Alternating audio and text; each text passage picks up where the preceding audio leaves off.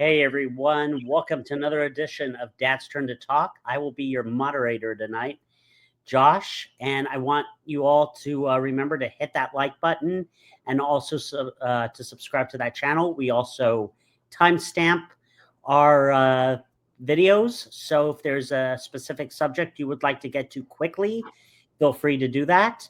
Tonight I am joined by the usual suspects. Let's first talk to the man who loves his Adidas hat. Bobo, how are you, buddy? Did you even introduce the name of the show, or did you just say, "Hi, I'm your moderator tonight"? No, I said Dad's turn to talk right away. Did he? I didn't hear it. That's what I'm asking. Yeah, I said welcome to another edition of Dad's Turn to Talk. Did he say it, Derek? I didn't hear it. I was trying to ignore him. I'm sorry. Shut up. I give up. You know what? I'm done. No, I'm looking forward to going back to see if he actually did do it, or if I bet you are. I bet you are. I could just be going deaf. I mean, I wouldn't doubt it. So no, I'm not surprised. How are you, Bob?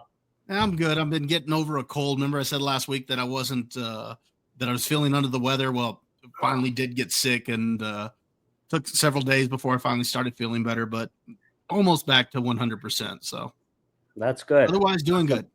All right. And my other co-host needs no introduction, but we'll give him one anyway. Derrico, how are you doing today, my friend? I mean, I was doing just fine, and then you do this intro thing, and I don't know where we're supposed to go from here, but it's fine. Oh God! Almost fell asleep during that intro. Oh, really? It was 30 seconds. How did you fall asleep? Is it good? Was this good? Yes, it was. No. What about this, Derek? Derek's favorite. Okay, Josh, come on. Well, we don't know that yet, Josh. No, we haven't have to do. Don't ruin it, both of you. The tasting hasn't happened yet. Exactly. Right. Well, let's go ahead and get started this evening. Bob, let's see.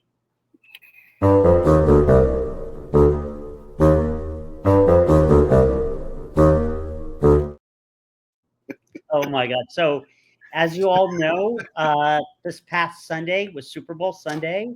Congratulations to the Philadelphia Eagles on a dominating performance.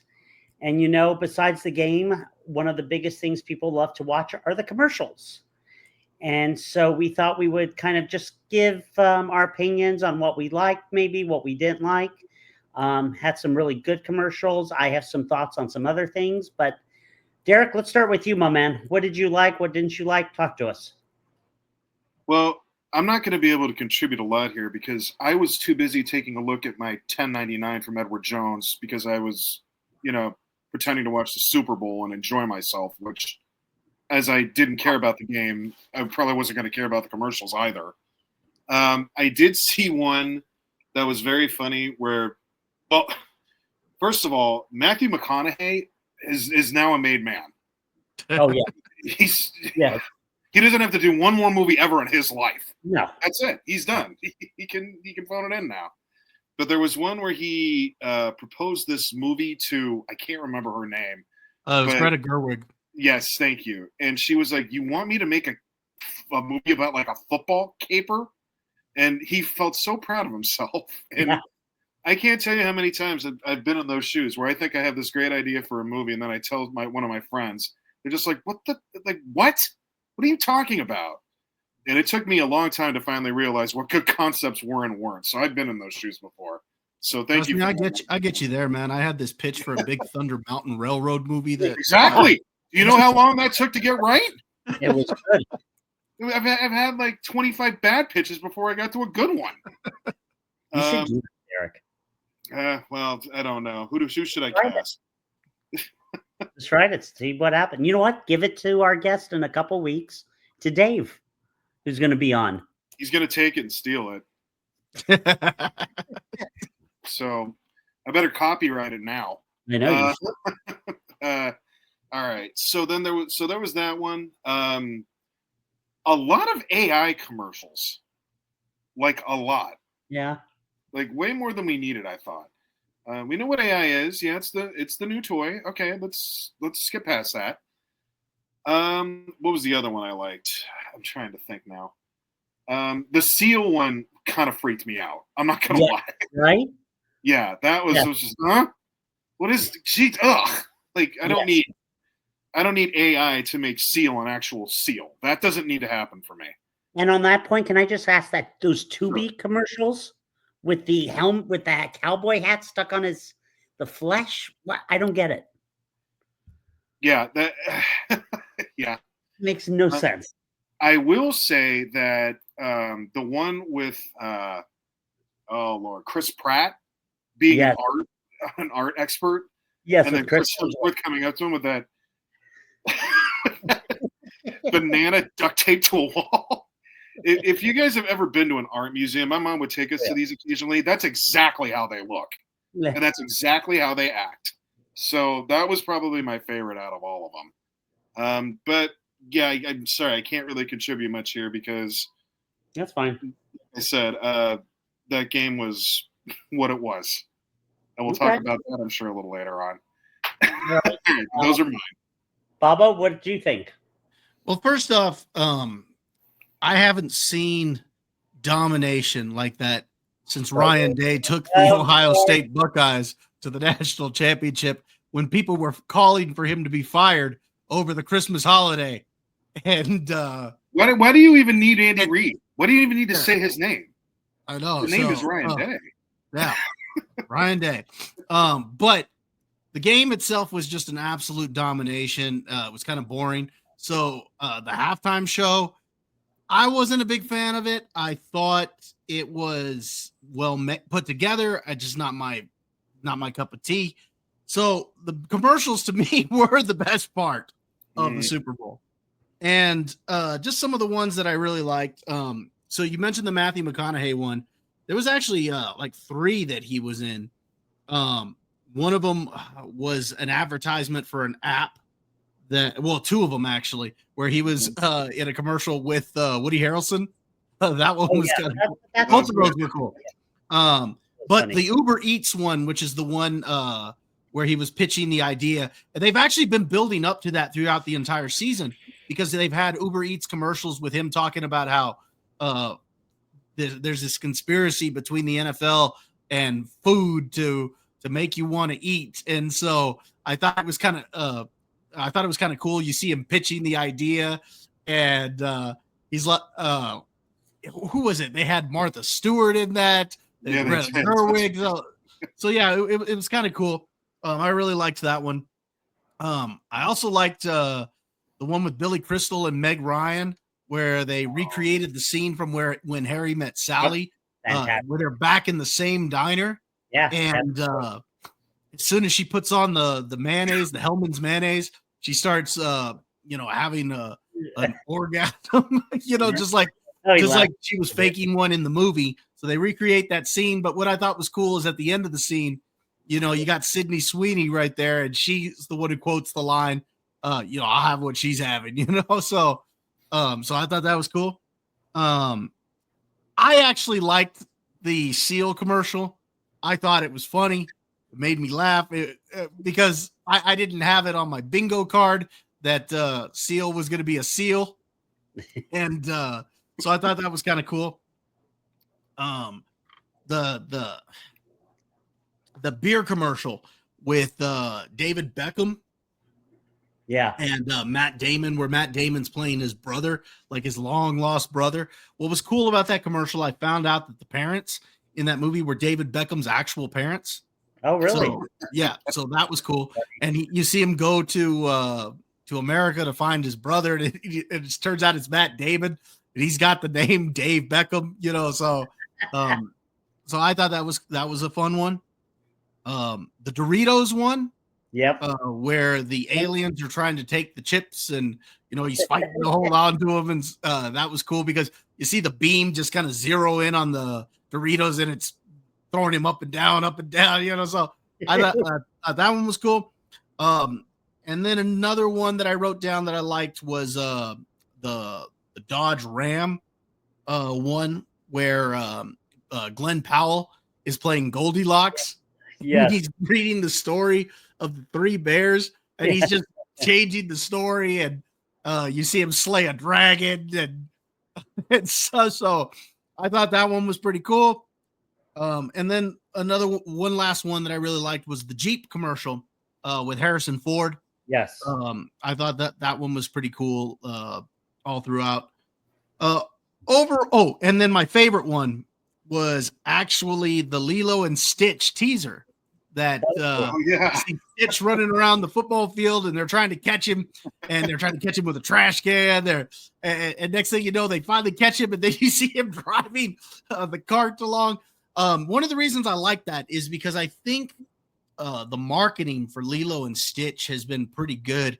And you look at the marketing for this as opposed to, say, Snow White, and those are like the 2 live action remakes they got coming out this year. We're talking like night and day. I'm based on the marketing that I'm seeing, I would not be surprised if Lilo and Stitch breaks $1 billion. I think this is one that can break $1 billion. We also mentioned Avatar. So when we talked about the box office, and I think those are a couple Disney movies that could break $1 billion. And Lilo, I'm surprised I'm saying Lilo and Stitch is one of those, but it's because of the marketing. And I thought that Super Bowl teaser was great. It made me laugh as he's sitting there running around and stuff. So it was cool. Overall, those are probably my favorite. I mean, there were a few others that were good, but those are the ones that stuck out to me. Okay. A lot of similarities between ours, Bob. One different one. I love the Duncan one with Ben Affleck and Belichick. I thought that was kind of funny. Affleck. Ben Affleck. Yeah, but it's not Affleck. Oh, God. Anyway. Names, man. You too, dude. You mess up names all the time, more than any of us. We just don't tell you. If you say so. Yeah, exactly. You see, notice how Derek's rolling his eyes. Derek's always going to roll his eyes. He's always going to spite me. Well, I mean, just tell the truth, Josh. Tell the truth. Anyway, what other commercials? I did like the Doritos commercial. Love the Harrison Ford one. I thought that had a really good message to it. My one negative, speaking of messages, is I thought a lot of the commercials had too many messages. Like, I thought they were very focused on messages. I actually disagree with that. I thought it's been worse the last few years. I mean, there were just some. I did like the one. I thought the one with the kid who had beaten cancer and who was a boxer. I thought that was a nice one. What other ones? Real quick, Josh. The one that I thought that was weird. You mentioned message was the one about breast cancer. Yes, I thought that one was weird. Yes. Did you see that one, Derek? Secret one. Yeah, I mean, I'm kind of like half of the commercial. I'm thinking, are they, what are they advertising here? And then it turns out it's a breast cancer commercial. I was like, my son was with me, and he looks over at me and he's like, oh, that was kind of weird. After you got done watching, you were like, that seems off.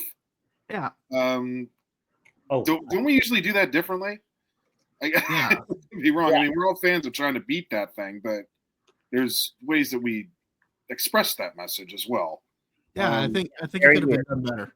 Instacart, love that one actually, with Mr. Clean, the Jolly Green Giant. Yeah, that was good. I thought that was really cool with all our childhood heroes. Everybody thought that Instacart was just like gone for a while. Right? Like during COVID, it was huge, and then you don't really hear about it. I know, and then at the end of it, I think their new slogan is "Still Here" or something like that. It was great. That is funny. I really liked the one with William Dafoe, and what was it? Michelob Light. That was fun. And the pickleball. With who, Josh? Who was in it? William Dafoe.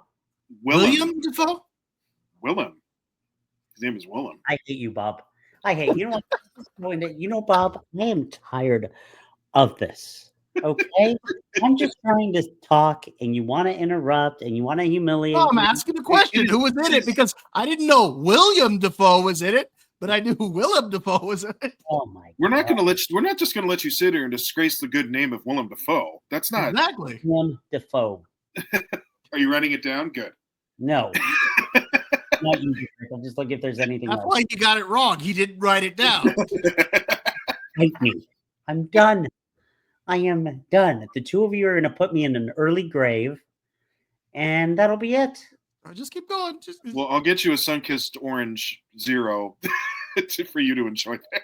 Oh, the Eli and Peyton Manning, the fan duel. I thought it was not the kick, but I thought the end where you have Peyton carrying him, bringing, what was he doing? Pulling the boat? Yeah, he's pulling the boat. I thought that was kind of cool. But other than that, and don't get me started on the halftime show, which I thought was horrible. Boring as can be. Didn't like it. It was horrible? I was not a fan of it. You liked it? Well, I mean, I had no problem. I mean, I like Kendrick Lamar, so it was fine with me. I wasn't like, but like, going through the roof about it, but I wasn't like, I was disappointed about it either. But, but I mean, I can understand if Bob's like, yeah, it just wasn't for me. It looked fun, but fine. But absolutely god awful. I didn't think it was that. It was okay, but I was not into it. I don't even know. Let's put it this way: I have seen worse Super Bowl halftime shows. That's for sure. My son, he made an observation. He looked at me afterwards and he said, "You know what? That was a halftime show that was made for the television audience and not the live audience, because it was very focused on camera angles and stuff like that." Me personally, maybe that's why I thought it was well put together, because like the stage, the setup, the choreography, all of that seemed to look really good. Mm-hmm. I just wasn't a fan of it. Like half the time I didn't even know what he was saying. I didn't recognize the songs, but like I said, it's not my cup of tea. What I just can't get is why they continually choose, well, at least for the last few years, they continually choose rap artists to do the halftime show. I don't think that's the majority of the NFL fan base. Now, I'm not saying that they don't all like rap music. I just think that genre wise, I just think they would they'd hit they'd have more success as far as pulling in an audience if they went with something like rock or pop or something like that. There is actually another reason for that too. Well, I know Jay-Z is like the head of that stuff, isn't he? He, I believe, is. The other thing that the Super Bowl is trying to do is also pull in the casual NFL fan. Right now, rap sells. Whether anybody likes that or not, that's what it is. And so they're going to try to cater to as many people as they can as a result of that, casual fan or diehard football fans like us. And so that's why they put that stuff on there. I'm not saying it, look, it'd be nice to switch it up, but I think that's a big part of this is just because of the business model. And you could be right there. And I'm not opposed to having some rap artists, but they've had a few in a row now, haven't they? So it's what was last year?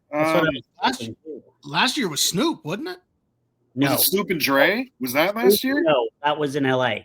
Last year was not in LA. Well, who was last year? That's right. It was. Hold on, let me take a look. And by the way, Derek, you've got the Super Bowl next year.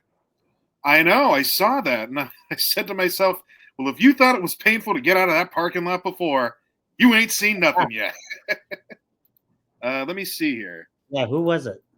2024. That was Usher. Oh, okay. And then the one before that was in LA, wasn't it? That was Snoop and Dre. And no, was it the year before? Or wait a minute, was Rihanna with Usher last year? Oh, you might be right. Yeah, the year before that might have been Rihanna.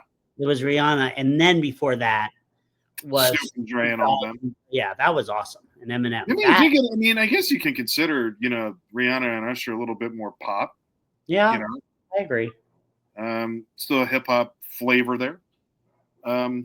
But yeah, there have been a lot of rap acts. It's what people are into. That's what sells right now. So no George Strait at this time, Bob. George Strait. No Clint Black. No, I don't know. I'm not a country guy either, so I don't want to see. I know. I wouldn't be a fan of country. I think they would be safer going with more rock or pop. But if what they're trying to do is bring in the casual fan and that's what's selling, then that makes sense. Well, who should do it is Imagine Dragons. That would be awesome. Didn't they do one? That would be good. Radioactive? Oh my god, that would be my son and Kate actually went and saw them live. And Kate wasn't thinking too much of it. She's like, yeah, this should be all right. She gets back and she's blown away. So there's got to be something to them. What was it that Imagine Dragons did? Was it one of the national championship games? I think you know what? Did they do the college playoff? Maybe. They might have, because didn't they have a one that they used as a theme song? Maybe. Yes, I believe that's true. I think they did do. Hold on, let me look at this. Hold on. You can look it up. Imagine Dragons. Radioactive. It's the best song. Halftime show. Hold on. Yeah, they did do a college national one. Yep. Okay, so that's why I thought that they had done one. So which one? Could do, which one was that? That was 2019. Clemson and Bama. Yeah, I think that was it. Sounds about right. Yeah. Yeah. Okay. Cool. Give them a shot at the Super Bowl, man. If they're that good live, it could be a fun show. That would be cool. Or U2, one of my personal favorites. They did it. U2 still did. They did my favorite halftime show, and that was the one in 2002. Yeah, they did it. They did a really good job. 2002. That's right. They could go again, and I wouldn't mind it. All right. So very interesting. Anything else, guys, about the Super Bowl? I think that's pretty much. Sorry, go ahead. No. I was going to say I think that's pretty much it. Again, I'm just amazed at Ryan Day's coaching job and how good he did. So, I got to tell you, during the halftime show, Gazelle treated that like it was a Zumba class. She was dancing her tail off. Like, wow, big fan. Gazelle's so cool. Like, did you get a workout in? And she was breathing really heavy. I just said she was looking forward to it. Yeah, I know how Gazelle last week was like, oh my God, I've heard all the good stuff about Josh, and then I met you at the wedding. Yeah. It was like, oh, I can imagine what you've said. She's told me that story 3 times, and you just weren't there for it. She's like, I heard about Josh like the second time I met you, Derek. You notice how Josh throws in an extra word there? I heard all this good stuff about Josh. Know, right? She didn't say that. She said, I heard all this stuff about Josh. Bob, shut up. Come on, there again. Tell the truth, John. Let's see the parrot. No, not yet. We don't do that when you want to do it. I know. We do it at the most inopportune times for you. Oh, yeah. All right. Let's go on to our next one. All right. All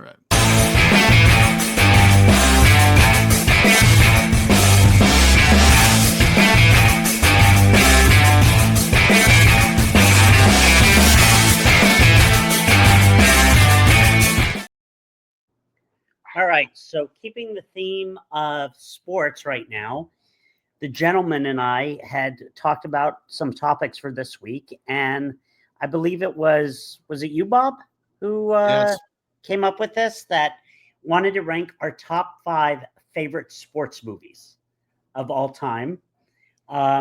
Pretty easy to do. Lots of fun. So why don't we get started? Of course, we'll always start with some honorable mentions. Bob, why don't we start with you? All right. Well, my list, I've got quite a few here in case you guys end up saying some of mine. Okay. So I could throw out some others that I like. But when it comes to my honorable mentions, my first honorable mention is We Are Marshall. Oh, Matthew McConaughey. I love that movie. It's it's the story of when Marshall's football team was in that plane accident and kind of the healing that this town did. And Matthew McConaughey plays what was his name? Jack Lingle, or I think that's how you pronounce the last name. But he gets hired to coach the new Marshall football team and help heal the town. I just thought it was a great movie, really heartfelt and well acted. So We Are Marshall. And the next one of mine is the movie Warrior. Yeah. Warrior. I do, yes. That one kind of came out of nowhere. That was fun. Yeah. Warrior. You've never seen Warrior, Josh? Who's in it? There you go. It's with Tom Hardy and Joel Egerton. No, I've never seen it. So the two of them are brothers. Yeah. And they're both MMA fighters, and they each enter this tournament for different reasons. And of course, as fate would end up playing out, they end up having to fight each other.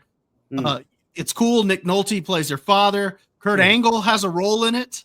Really? As one of the MMA fighters. Yep. Let me just double check. I'm pretty sure it was Kurt Angle.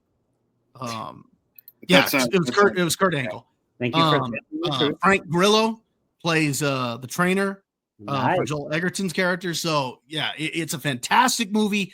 A lot of action, cage fighting, but there's some heart there. As each fighter is fighting for different reasons, and it's just a pretty cool story. Really enjoyed that one. So Warrior is my second honorable mention. Nice. That's a good choice. Yeah. That's a really good movie. Yeah, Warrior took everybody, I think, a little by surprise. I think because that one came after the summertime was over with. I think everybody just got like, oh, good, there's a September movie, but it ended up being a dang fine choice. And I didn't see it until it came out on DVD. And I remember I ended up renting it, back when the Red Box was all popular.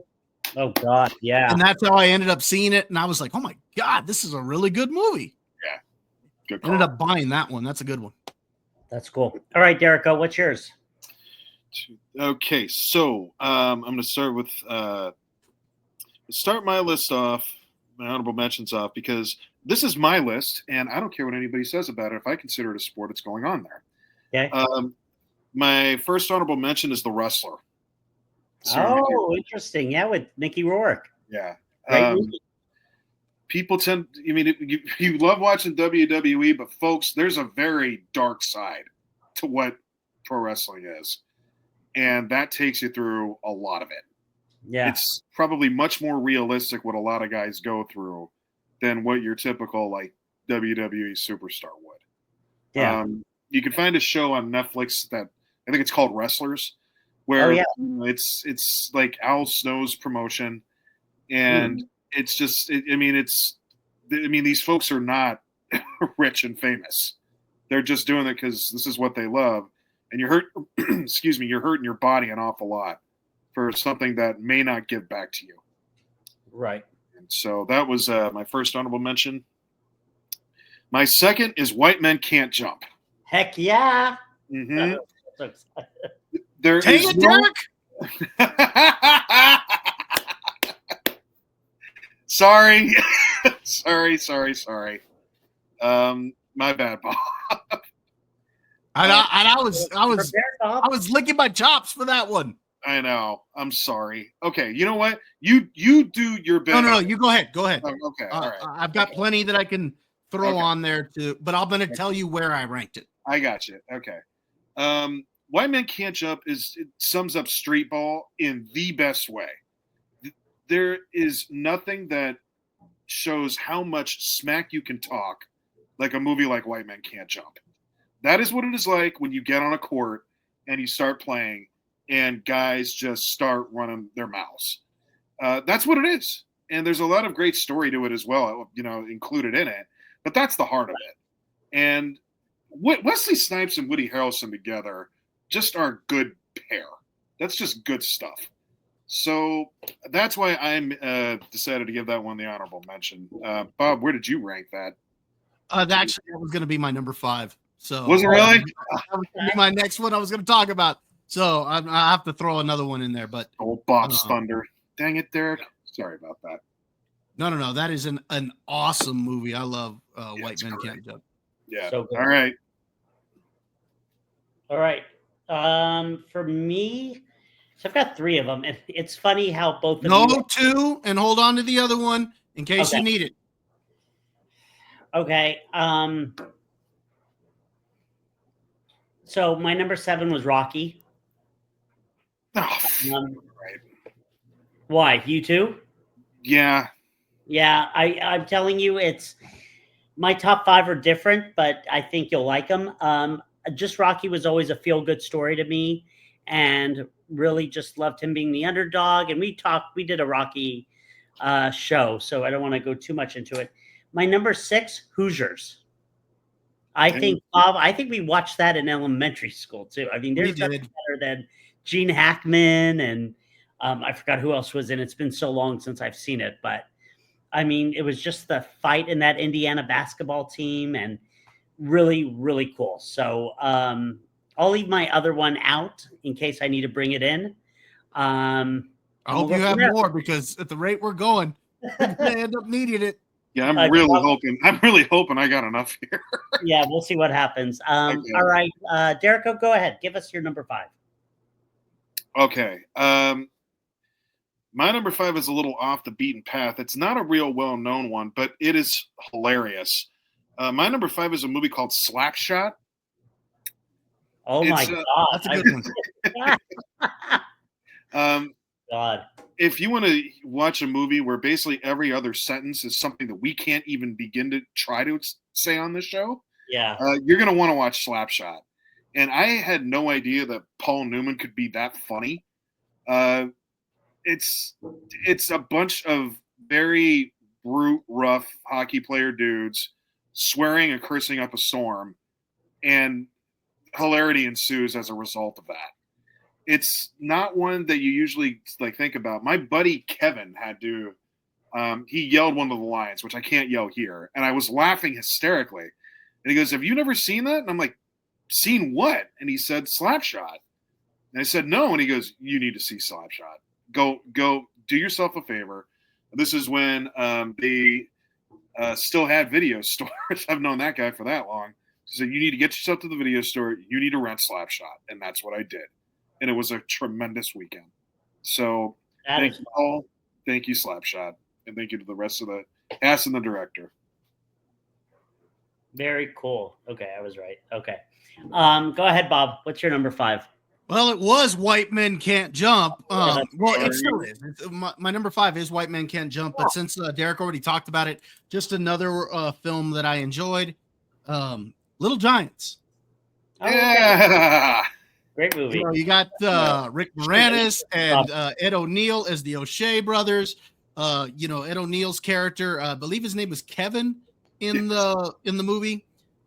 He's like the former Heisman Trophy winner and all of this. He comes back to his hometown, and he's going to coach the Pee Wee football team all the way to the championship. And of course, he ends up cutting his niece, who is actually the best player on the team, the Icebox. And they cut her from the team. And so, of course, she gets her dad, who's played by Rick Moranis, to start their own Pee Wee football team.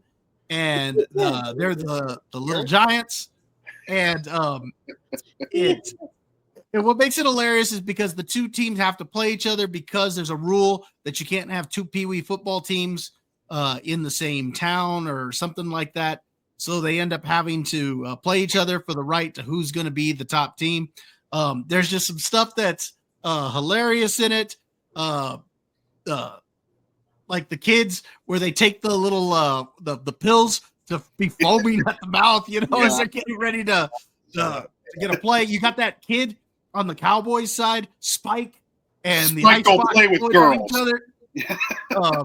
The Icebox, she had that crush on that quarterback, Junior. I thought that was kind of cool because he was the quarterback for the Giants. And then when they won the game with the annexation of Puerto Rico. Remember that Yes. that play? God, it's been so long since I've seen it, but I vaguely remember that. Yeah, so the Little Giants, I'm going to have that. I'm just going to mention that one out there. It's actually a movie I enjoy, even though it's not in my top 5 because Derek stole my number 5. But Little Giants, that's another good one. So very, very good. So, it's funny because when I wrote this list earlier today, I have a 4 and a 5. And as we're discussing this, I think I'm going to flip my 4 and my 5. And the reasoning is I've seen my 5 a lot more than my 4. So Right. I'm going to say my new number 5 is Necessary Roughness. Did Bob just get another one taken away? Did you get one taken away? No, I've already had 3 taken away. And that was my number 4, but I had to switch it. Necessary Roughness was a great movie, great football movie. You have Sinbad. I wanted to make sure I had the cast right. I just looked it up with Scott Bakula, so I didn't make a mistake. It's been a while since I've seen it. I don't even remember the last time I saw it, but I remember always, like, Bob would quote it all the time. And I'll let you take it from there, Bob, I guess, if you want to say something about it. I love that movie. I'll tell you where I ranked it in a moment, but or when we get there. But it's one of my favorite movies. The sports movies. I love it because it's a college football team that is just. I mean, they are a ragtag. They are actually put together from a student body because they threw out all the scholarship players and everything, and they're all awful. The only player that they have, or 2 players that they have that are worth anything, are Sinbad, who's like hasn't played college football in a couple of years because he was like the genius on the team. He didn't want to take basket weaving. He wanted to actually be a doctor or like a PhD and a professor.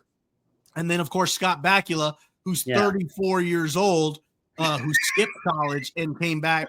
And I love it because the whole time they're Mr. Blake, they're calling him what's his name? The one who Manu the center. Manu. He's like, where I come from, Mr. Blake, we're taught to respect our elders. Yeah, well, I'm not that eld. And yet he needs help to get up on the bunk. Oh yeah. It's really cool. I'm wanting to say that the bar that it took that the fight took place in against the Texas Colts. Yeah. Billy Bob's. I'm wanting to say that I've been there. Is that right? No, because this past holiday we went to a place called Billy Bob's, and as I was walking through the design of it, I was like, God, this looks so familiar. Is this where they filmed the Billy Bob scene?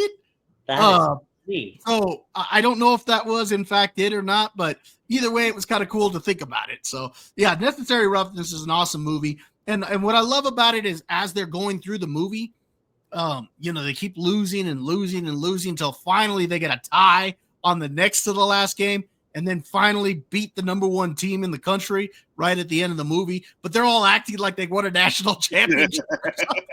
That's funny.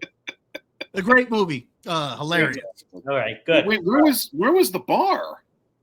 The bar that I went to, it was there in Fort Worth. That's why I'm wanting to, got it. Oh, that's why I'm wanting to say that I think that's where they filmed it. Now, fantastic. Yeah. So overall, and the other thing in Necessary Roughness, the coaches are great. The coach who plays Wally, Rickendorf, the assistant coach, he's hilarious. His inspirational speech. I need to watch that movie his speech is great, but some of the stuff he says throughout the movie is hilarious. Like where Featherstone drops the football, and you got Coach Gennaro's like, "Keep your eyes on the ball," and then Coach Rickendorf's like, "Well, while you're at it, keep your hands on the ball." I forgot. Did they do a show about Necessary Roughness? No, there's a show called Necessary Roughness, but it has nothing to do with that. Okay, I just saw it right now. I'm trying to see where you can find it. Oh, it's out there for sure. Yeah, I was watching that too long. Where to watch? Here we go. Let's see. If this wasn't freaking AstroTurf, I'd dig a grave here for myself. At least we got the home field. The Alamo was the home field. All right. Derek. What's your number 4? All right. Sure, give him another chance to steal another one from me. I'm really gonna try not to. I don't think you guys will for me, to be honest. Maybe one more, but I don't know. All right.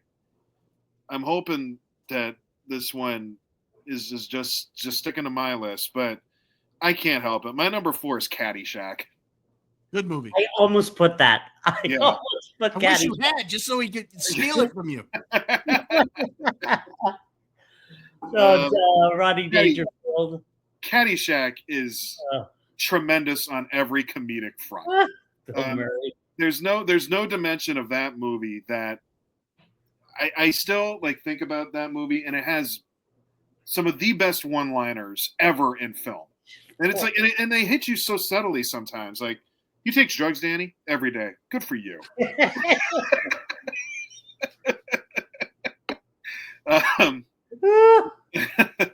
So good.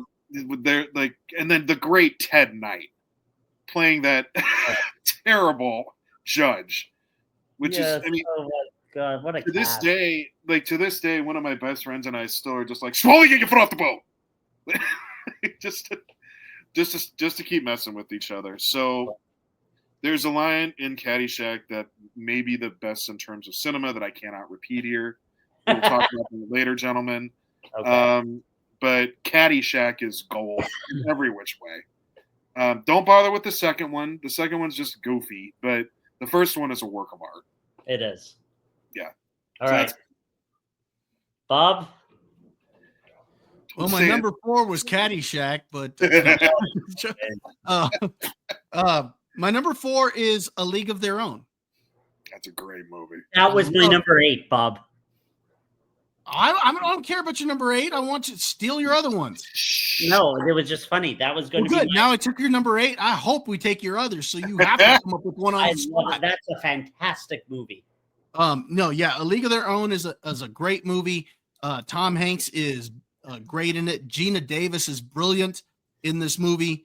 I love the whole dynamic with her and her sister. Yep. You got Madonna, Rosie O'Donnell. So good. The cast is really good in this. Their chemistry together is really good. Part of the cool thing about the movie is you got Gina Davis, who's just going along supposedly like, oh, I'm only here for my sister. I'm just here because I need something to do. You know, my husband's off fighting the war. And the truth of the matter is, she's the best player in the league, and she's the best player in the league because she loves it. Right. She's got the skill and she loves it. Oh, good. And Tom Hanks, who initially doesn't want to be there, starts recognizing a lot of the girls' abilities. And Gina Davis, he recognizes her ability, but there's some interesting interactions between them. Like initially at the where he starts to finally get involved with the team. Yeah. What's her name? Gina Davis. She gives the sign for the best hitter to bunt, and he's like, "What are you, stupid? You're gonna turn around and bunt with our best hitter?" And you see the two of them trying to give the sign. He's like giving the sign for swing away, and she's giving the sign for bunt at the same time. And he's like, "Who's the manager here? I am." Also, the best scene, of course, is the one that we see for the trailer all the time. Is where he's like, "Are you crying? Crying? Crying in baseball?" But you know, to me, the funniest part of that scene is actually the beginning part of that scene where the player comes in and he's like, "What team do you play for?" And she goes, "Oh, I'm a peach." "Well, good, because I was just wondering why you would throw home when we had a 2-run lead."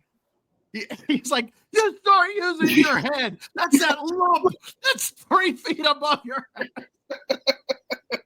How about I'm leaving. Where are you going? I got to go home, shower, shave, and give the wife a pickle tickle. Mm-hmm. Oh yeah, John Lovitz. That's another one who's in the movie. You know, it's a great cast. I love that movie. So good. Very well done. So A League of Their Own is my number 4. All right, great. You're gonna lose. Yeah. Oh God! And then at the end, when they all go back, where Yeah, they that's great. down, and he comes back and he's like, "Yeah, my mom passed away, or my mom died," and but they all got back together. It was very cool. All right. Real quick, the the mom who brings the kid along, she's the one that he yells at that she's crying. But I love the scene where she asks if she could bring the kid along. She's Yeah. like, look, Mr. Dugan, my husband, he says that he's too busy reading the want ads right now, and that I should just shut up and bring my kid on the trip. So can I bring him?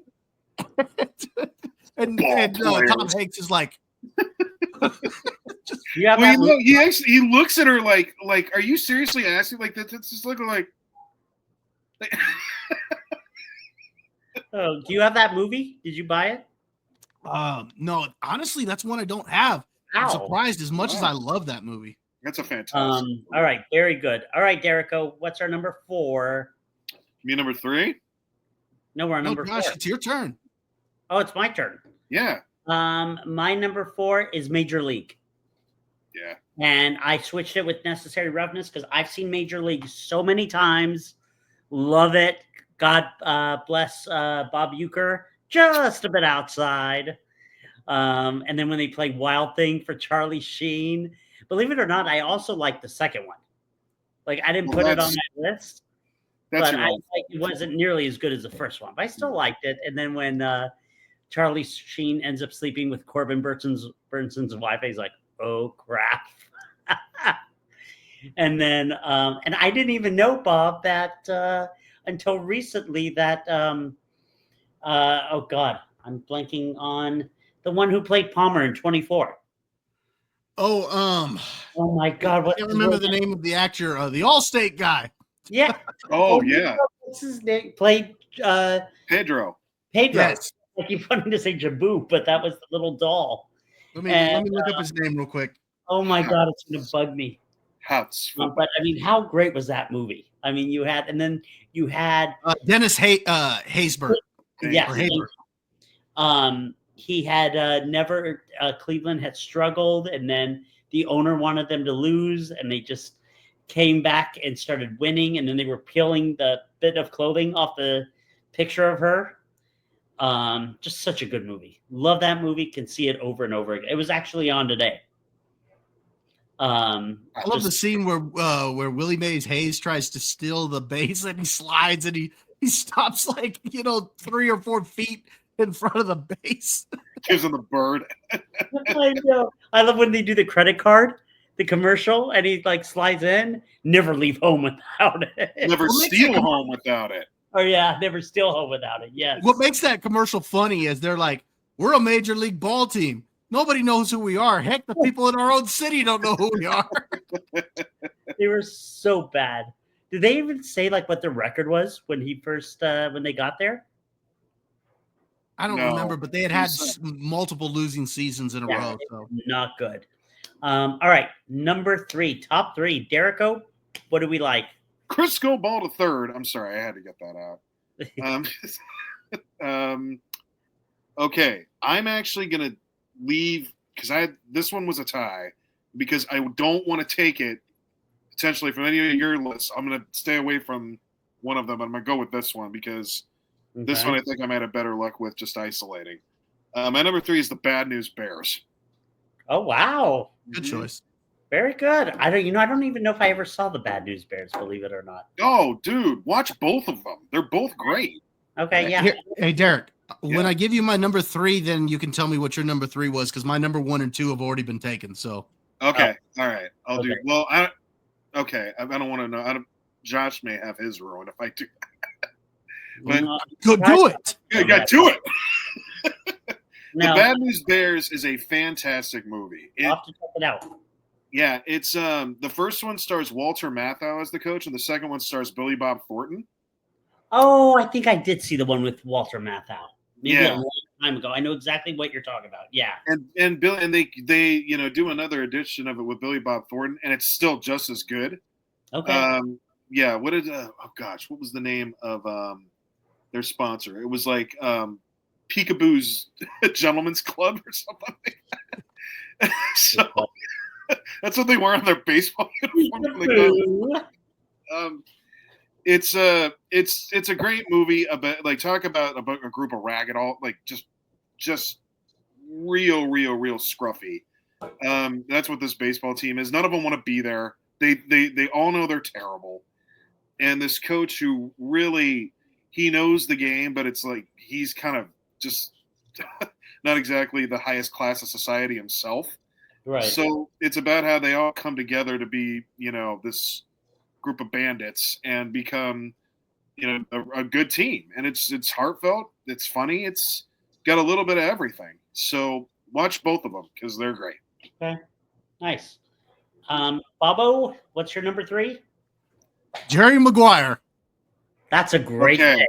Yeah, great that is pick. good. Show me the money. Yep. I love that scene where he's losing all of his clients, or he's trying to get them on. He gets on the phone with Cuba Gooding Jr. and he's stuck with him on the phone the entire time. As his as what's his name? What was the last name of the guy? Kush? No, Kush was the the football player. Mm-hmm. I can't remember the name of the rival agent. But he's taking all of his clients. It's hilarious. The show me the money scene. Show me the money. And Jerry Maguire, he decides to form his own agency. Renee Zellweger comes with him. There's a love story there as they form a type of friendship, but she kind of falls for him. It takes him a little longer to kind of realize that he's in love with her. But in the midst of all that, you got this sports story where Jerry Maguire, as the sports agent, is trying to help Cuba Gooding Jr. get his paycheck to show him the money. and it all culminates with that Monday Night Football game where he's having a great game, but then after he scores a touchdown, he gets knocked unconscious and then wakes up and he's doing the he's dancing and jumping and doing the splits and all this stuff. It was just a great moment. And it's at that point that Jerry Maguire realizes that he's in love with Renee Zellweger, and he goes to, tell her that he loves her. And overall, just a great movie. Oh, and they'd already gotten married by that point, but he wasn't in love with her when he married her. So I just thought that was kind of interesting, but it's a great movie, a good little love story. And yet at the same time, sports is kind of all mixed into it. It's just a great movie. Tom Cruise gives a great performance. Renee Zellweger is great. Cuba Gooding Jr. steals the show every time he's on screen. Great movie. I love the cameos that you get from certain sports stars throughout the movie. So overall, it's just a great movie. I love Jerry Maguire. So that was my number 3. Was that Cuba Gooding Jr.'s breakthrough movie? He won an Oscar for it. I don't know if it was his breakthrough, but I'm wanting to say yes. Okay. That's what I'm leaning towards, Bob, is that it was. Because you know what I would call his breakout movie? What was it? I call his breakout movie Boys in the Hood. Oh, you know what? You're probably right. Okay, yeah, you're right. I didn't realize that had. Okay, yeah, you're probably right. It's also a fantastic movie. Because Boys in the Hood came out in 1991, and Jerry Maguire didn't come out till 96. I mean, I was going to say that his breakout role was Snow Dogs, but that's funny. Thank you, Disney, yet again. And that reminds me, Cuba Gooding Jr. was also in A Few Good Men with. Yes, he was with Tom Cruise. Oh wow! Mm-hmm. I haven't seen that movie in so long. I know. It's been forever and a day since I've seen that movie. That is a great movie. Yeah. There's a great story about that. I'll tell you guys later. Okay. Yeah. I have made a change. I have flipped my 1 and my 3. If you didn't even tell us, we wouldn't know. I know, it's true. My number 3 now is Remember the Titans. Okay. Absolutely love that movie. Do you guys have that at No, all? I told you my number 1 and 2 had already been taken. Okay. Yeah, that's a great choice. What a fantastic. But I will say that was on my list of ones that I would talk about just in case. So. Okay. What a fantastic movie. A movie that explores, racism in the Deep South. A movie that takes two guys who at first did not like each other. I can't think of their names, and then end up becoming like best friends. And then when one of them gets injured, and he was paralyzed, right? Yeah. And just the emotions, and then Denzel Washington with just how nothing bothered him. It was like water off a duck's back. He just, he had to deal with the racism. I wouldn't say it didn't bother him. He couldn't show emotion. Did you remember the scene where he's under the bleachers by himself and he's puking? That's true. It's know what, you're right. He didn't show emotion, but he did have right. And just the way that story arc with everyone from beginning to end and how they became successful. Just really enjoyed it. And it's just, such a great movie. So that's my number 3. Okay, Bob. Real quick, everybody forgets that in that movie, Ryan Gosling was an absolute liability at cornerback. I mean, all the ladies love him, but I'll tell you what, he almost cost that football team a championship. Yeah, you don't want him on your football team, that's for sure. Who was the one that played Sonny? Was that his name? The one who could throw, the quarterback? Oh, Sunshine. Sunshine. He was good. Yeah. Oh, and you were asking about the other 2 players, Gary Bertier and Julius Campbell were the 2. Okay. Yes. I love the scene where because Julius had told him prior to this particular scene I'm going to talk about that he thought Gary had a terrible attitude, telling him that his attitude reflected the leadership because Gary kept saying, I'm the team captain. Right. And it's at that moment that Gary realizes that, he wasn't stepping up and just playing the position and doing his job. He was letting his own prejudices kind of get in the way. And so he puts those aside, and you have that moment where he sees Julius make a great tackle there in practice. And they're like, this is the left side, strong side, left side. And the 2 come together but they come together as a football team first. Yeah. And then that leads them to form these friendships and bonds that they have through the rest of their life, and realize that it wasn't about the color of their skin. It was about the content of their character. So, right. I mean, good stuff. Very good. All right, Derek. Bob. What's your number 2? Are we already? My number 2 was Necessary Roughness. So, let me go ahead and talk about another one that I had on my list. I'm going to talk about Tin Cup. Yeah. Okay. Great movie. Kevin Costner. Costner. He plays this former golf pro who's now just kind of running this driving range and doing golf lessons. And what's her name? Renee Russo comes to get golf lessons from him. She's actually dating a golf pro, which is why she's taking the golf lessons. She's like a psychologist or a psychiatrist. Yeah. And Kevin Costner falls for her. He's trying to hit on her. Cheech Marion is part of his the driving range, and that is actually his caddy. So sure enough, to try to prove that he's better than the guy, he ends up qualifying for the U.S. Open, and he's trying to prove to Renee Russo that she's with the wrong guy, that she should be with him. It's just a great story. But the cool thing about this story is the characteristic of Kevin Costner. He's very impulsive. Yeah. He does not know how to back down from a challenge. He does not know how to just take a safe play. He always goes for the home run.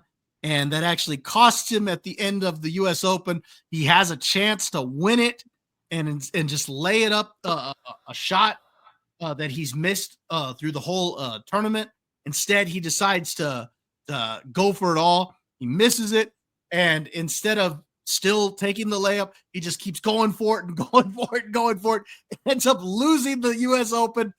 But on his final shot, on his last ball, he gets a hole in 12 or something like that, where he gets it into the hole in one shot. Hole in one. And the crowd just goes nuts. Yeah. You just call it a hole in 12? Yeah, well, it's like a hole in 12. Because he keeps shooting for it and shooting for it and shooting for it, and he keeps getting it in the water. Yeah. Oh God. Yeah. But the crowd just goes nuts when he absolutely hits it. And Rene Russo tells him at the end, you know what? They're not going to remember who won, but they are going to remember your 12 that you hit on that shot. Mhm. And so, yeah, it's a great movie. It's funny. Teach Marion is great in it. Kevin Costner is great. Rene Russo is great. So, Tin Cup. That's a great pick. Okay. Yeah. Mr. Derrico, what's your number 2? Oh, Well, 3. my number 2, no, we're at 2. Oh, 2. Sorry, I'm getting confused. All right. My number 2 was Rocky, so I'll leave that one alone. I'll go to another one. And it's a little off the beaten path because we talked about the wrestler as one, but I don't care. We've shown clips of this movie before, and they show it on the sport on ESPN. I'll mention The Big Lebowski. Take I that. love it. I love it. We don't roll on the Shabbos. There's so many. It's such it's so cult good. following now, and it may be one of the strongest cult followings out. Oh yeah, dude. It's dude. The Chinaman is not the issue here. I can name another part, but I can't. You know, if also, dude, Chinaman is not the preferred nomenclature. Asian American, please. Oh, I gotta watch that again. It's so good. Yeah. I think it's been since college since I've seen it, believe it or not. That's how long ago it was. Theodore Herzl, dude. If you will it is no dream. It's so I good. could sit here and quote this movie all day, but I won't. John Goodman. Yeah. Oh, it was hilarious. It's great. There we go. It's a lot of fun. So I can tell you to watch it. Plenty of you have. So just wanted to throw it out there. Nice.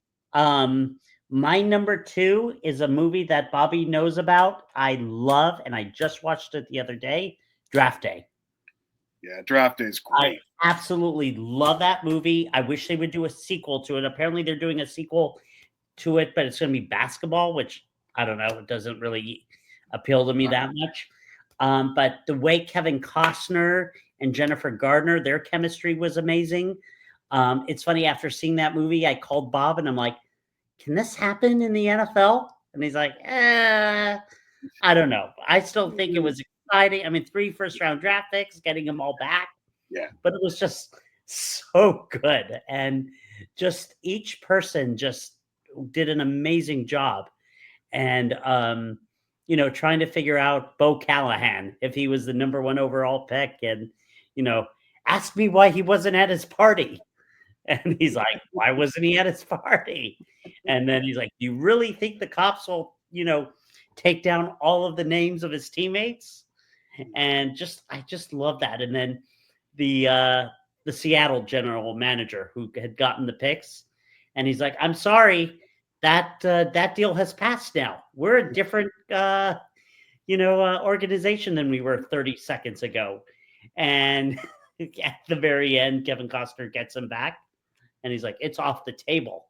And he's like, and I want blanking David Putney just because I want all real quick, Josh, the sequel that they're doing is not actually going to be a movie. Netflix? It looks like it's not going to be a movie. It looks like it's going to be a series. Okay.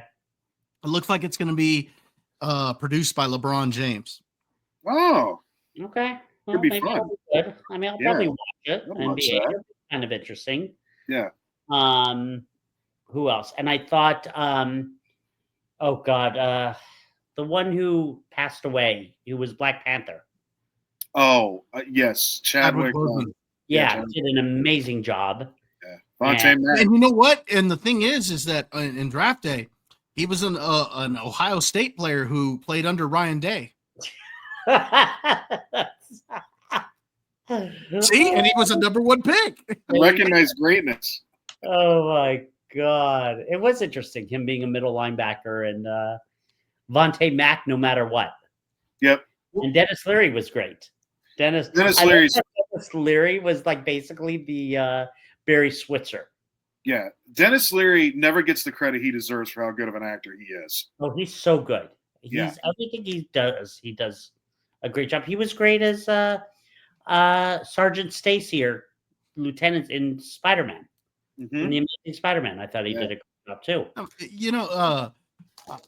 I think the scene I love with him is where he's talking to Jennifer Garner and he's like, I was brought here to get us one of these. And he Yeah. shows the ring and she's like, why is it that the most macho sport sports a bunch of jewelry? And he's like,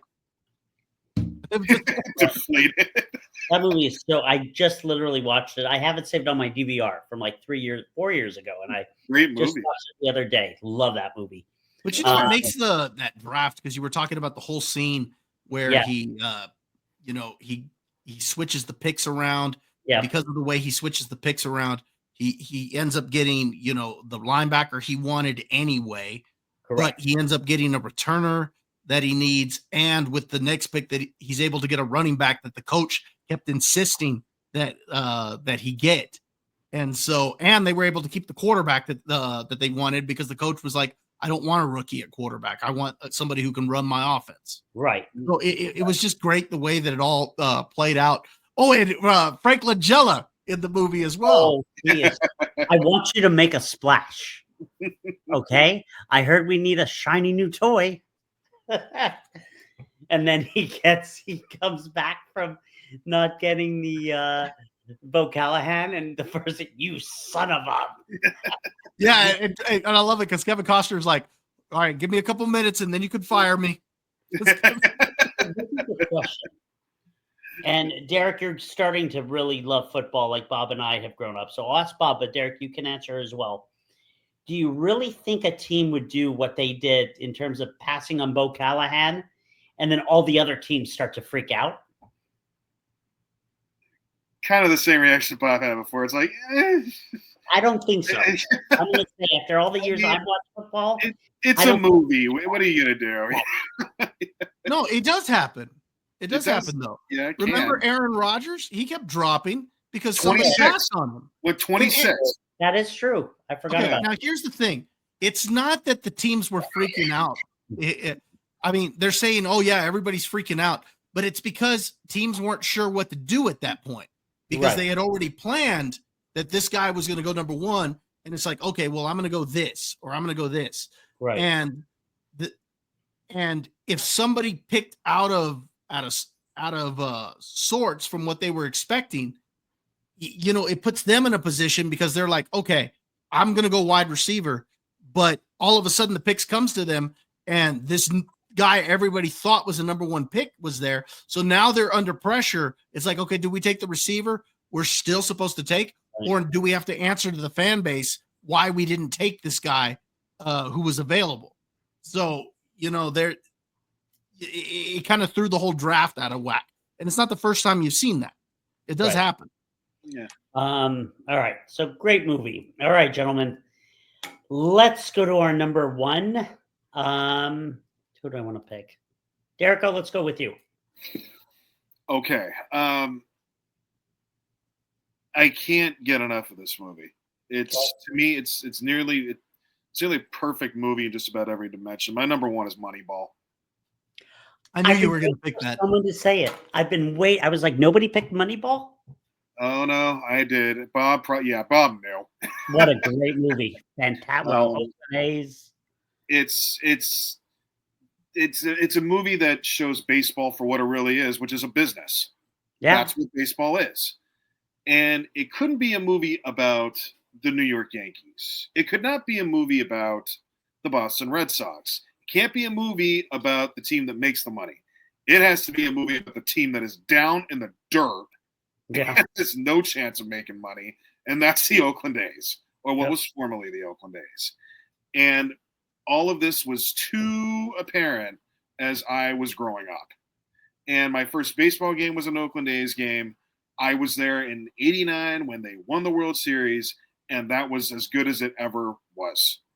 And then every year after year after year, until they went 20 wins, was painful. We never made money. We never got anything new in our stadium. Like it's crazy. When you come and see the Giants stadium, you'll be like, wow, this is amazing. Look at this. You can look out onto the water, and like they just have this beautiful scenery. The food's great. It's awesome here. If you went to the Oakland A's stadium, you'd be like, "Dear God, I'm gonna get shot."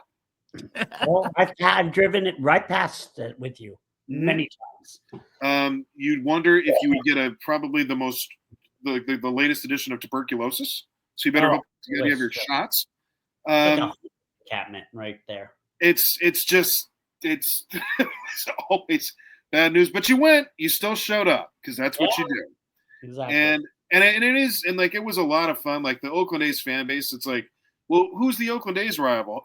The response was all 29 other teams. We hate the world. And so they would show it, and that was like one of the most fun parts, was just being around a crowd that just knew pain like you did. And that's what the movie is about, is how you can overcome it. And you have to figure out ways to get crafty. And that's what Billy Beane had to do. And he got offered that contract. That's a true story, with the Red Sox. And he just said, no, I'm going to stick around. I want to see the team win. But unfortunately, we lost Billy too soon. But it's a fantastic movie in every which way. I remember that vividly.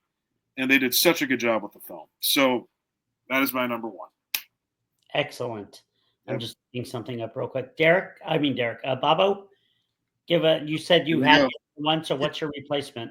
Well, just so I can let you know what my number one was. It's actually kind of a cheat because it's several movies, but it is the Rocky franchise.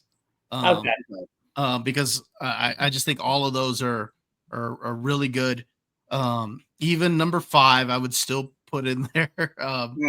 But no, because as a franchise. I get it. Now, if he says the franchise, it has to go. That's the way it works. It has to go in there. Besides, that was the time we got to see the promoter, George Washington Duke. George Washington Duke. Land of opportunity. So the Rocky franchise was my number one. But since we've already talked about it, I'm going to mention another one that was on my list as a possibility. And we're going to keep with the Kevin Costner tradition. Since we've already mentioned Draft Day and Tin Cup, I'm going to say Field of Dreams. I knew. Great. I thought about that. Yeah. That was the tie. That was the one I was going to. That is a really good movie. At the heart of it is this, son who's kind of dealing with a lot of guilt and stuff about his father and his relationship with his father, and his family is losing his farm. But they're not losing their farm yet, but he gets this kind of message from like heaven or something like that to build a baseball field. And so he does. So he sinks all of his savings and everything into this. And that's when Ray Liotta, as the ghost of, what was it, Shoeless Joe Jackson? Yeah. Shows up, and he starts bringing all these other players and ghosts, and they're all playing on this football field. And it's got a great cast. James Earl Jones is in it. It's just a really, really good movie. At the end of it, you get the big reveal that one of the players out on the field was Kevin Costner's father. And really, that's what they meant was, if you build it, he will come, was that his father would show up, and he's able to talk to his father and have that kind of relationship with him. It was a great movie, a lot of fun. Kevin Costner's great in it. James Earl Jones is great, all of them. So Field of Dreams, that was another one I would have talked about. Nice. It's all right. You have to have a heart made of ice if you don't feel something watching that movie. Of course. Jesus. Well, speaking of that, my number one is something I'm kind of surprised you guys didn't mention. I have loved this movie from the first time I saw it, Miracle. Yeah. That was on my list of movies I would have talked about, but it just wasn't right at the top. So. I loved Kurt Russell in it. I loved all the other, actors who were in it. Everything about that movie is awesome. I always quote when Kurt Russell's scene when he says, "I'm not looking for a certain number of players. I'm looking for the best ones." And I'm not even a hockey fan, but it's such a great movie. And does he say the best ones or the right ones? The only reason I'm asking is because that was the whole point. Is that the right one? Yeah, because all the people who were part of the committee and whatnot, they were like, no, we need to sit down and pick a team. And he's like, no, I already got my team. This is who I need because these are the players that I know are going to have the best chemistry. And that was it. So great movie. Oh, love that movie. When the guys are on the bench and they're looking at the chicks and you see Kurt Russell and he's like, okay, you want to clown around? On the line. Again. Again. And the coaches are like, he's like, I don't care. And then he's like, he's got to clean up the ice. He's like, I'll clean it up. Yeah, he's like, give me the keys. I'll lock up. And oh my God, it was just so good. And then even at the end when they beat the Russians and he can't, for some reason, enjoy it. He has to go, kind of like what Derek said about Denzel Washington and Remember the Titans. He has to go in private and celebrate. Yep. You can't show the emotion. That emotion. And then to hear Al Michaels, they had a, do you believe in miracles? Yes. Such a good movie. Such a good movie. I can watch that. I need to watch it again. It's been a couple years since I've seen it. And then with the goalie who had lost his mother at the beginning. And, he came full circle. And it was so good. Was it your favorite guy, Bob, in that movie? 7 Minute Abs? Was he in that? Or no, it wasn't him, was it? No, he wasn't in that. It was someone else. Harlan Williams was not in Miracle. No. Yeah. He got cut. He got cut at the end. Oh, I don't know. I forgot who it was, but I loved it. So, well, that was fun, gentlemen. Really enjoyed it. Do you guys want to talk about what else you guys had on your list? Yeah, I'll just throw it out there. Yeah. Just some of the other movies I had on my list that I would have talked about. The Mighty Ducks. Yeah. That was good. The Replacements. That's a good one. Okay. Glory Road. Oh, heck yeah. Road. Yeah. So those were the other three that I had that didn't get to touch on. Derek? I'll actually give you Kate since she's a huge sports movie fan. Okay. So I'll tell you hers. Rudy. Okay. Oh, yeah. Bob didn't say Rudy. She got me thinking about this one. I totally forgot about this one. McFarland, USA. Never saw it. You never saw that? No, probably not. Oh, you should give it a watch, man. It's really good. Speaking of Kevin Costner, hold on one second. I'm going to fix the camera. That's better. Moneyball she had. Raging Bull. Oh, yeah.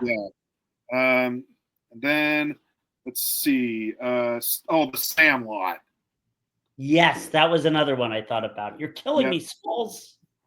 That's one of the movies that I showed my kids to get them into baseball movies. Dominic will still watch that movie and have a blast with it. That's awesome. Let's see. I also had on my list. I'm surprised this one got skipped, and I didn't think it would. Any Given Sunday. And Bob had it on there. That was another one I thought. You know what? Okay, so here's the thing with Any Given Sunday. It's not one of my favorite sports movies. Yeah. But it has my favorite speech given by a coach. Okay. Yeah. Which is why I included that in the little intro, because that speech about going for that inch and clawing for that inch. Yep.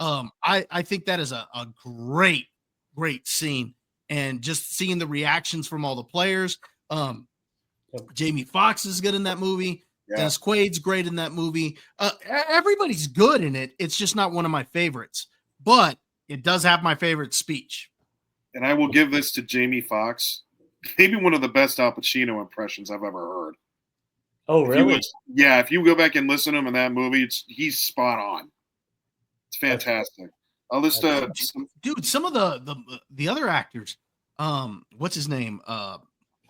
The one who played Two-Face in The Dark Knight. Oh, Aaron Eckhart. Yeah, Aaron Eckhart.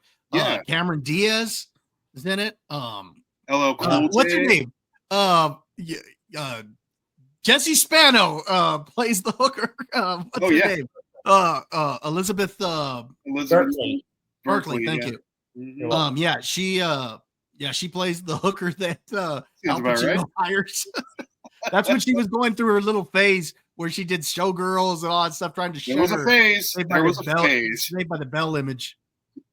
That's so funny. Right, so Rudy's been mentioned. Tin Cup was mentioned. Major League was mentioned. I'll mention 2 more. Blue Chips.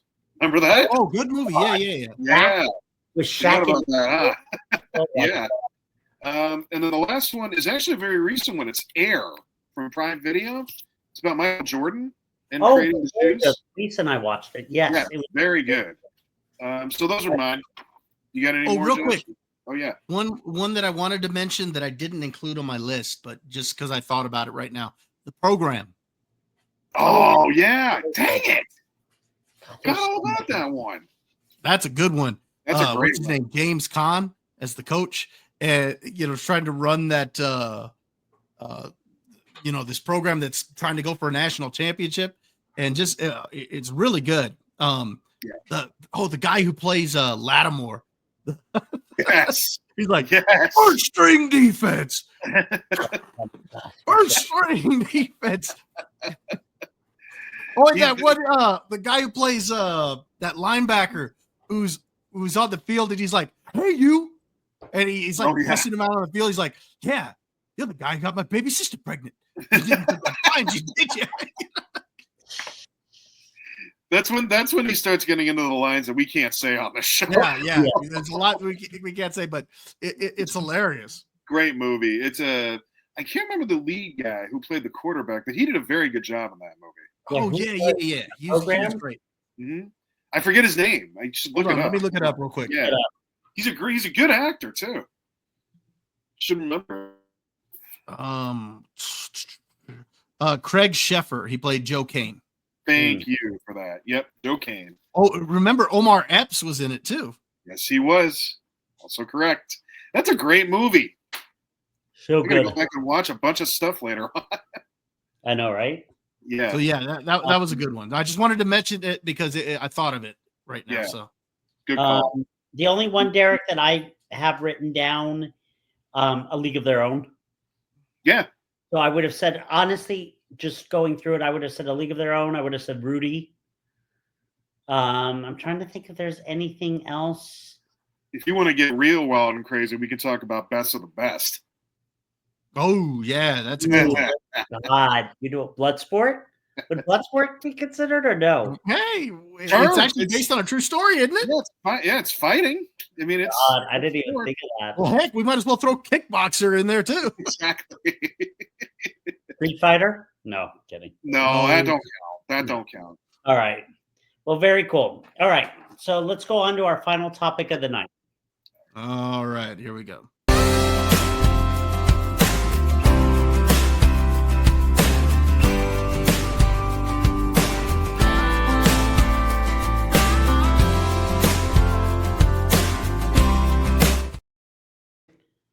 There's too many, and I just realized one that I did not get that I got to put in there because it absolutely is a necessity now. Anyway, sorry, everyone. For our last topic of the night, another ranking. As you know, love is in the air this week, and it is Valentine's Day. And so the guys and I decided to talk about what we would rank our favorite romantic comedy movies that us as guys would be okay to see with our girls. You bunch of losers! Yeah, I've been waiting. Oh, no, I was actually sad because I didn't think you would get it in. That was brilliant. Bob's got to find the place on that for the show every episode now. Perfect. Yeah. That was like finding that. That Right on the money. Yep. Romantic guy, you bunch of losers. All right. Beautiful. Oh my God, that was so good. So good. All right. So let's go ahead. As always, let's go for our honorable mentions. Derek, let's hear it from you first. All right. Jeez, again, you're going to give somebody a chance. Take all of mine. Okay, Bob, you go first. No. Go ahead. You complained. Hold on. Well, I've got myself a pretty long list just in case. You complained. Go ahead, Bob. You go. No. I got a long list. Go ahead, Derek. Bob, you've already decided. You go. Dang it! I want to hear Derek's. No, Yeah, you don't. I'll just go. Yes, go, Derek. All right, so gentlemen, before we get started here, I'm going to put the prerequisite on this. This is a movie where even if romance might not be the same thing, there's a romantic element to it that can be appreciated. So it doesn't have to be anything specific with romantic comedy. If you find something romantic in it, that's how it got on my list. Okay? Yeah.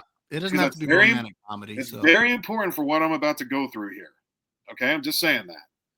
All right. So honorable mentions. All right.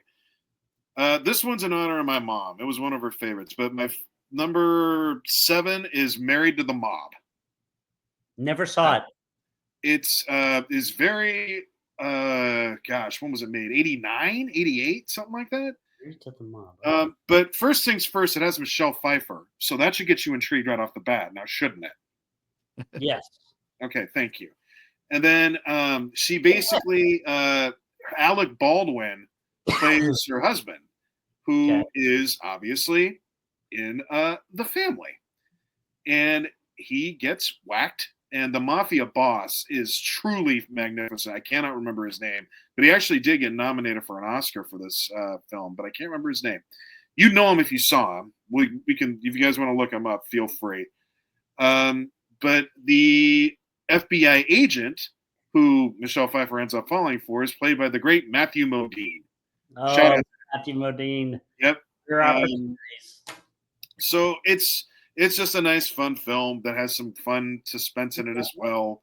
It's hard not to appreciate it. It's well done. It's a well acted movie, and yeah, shout out to that one. Love My to number hear.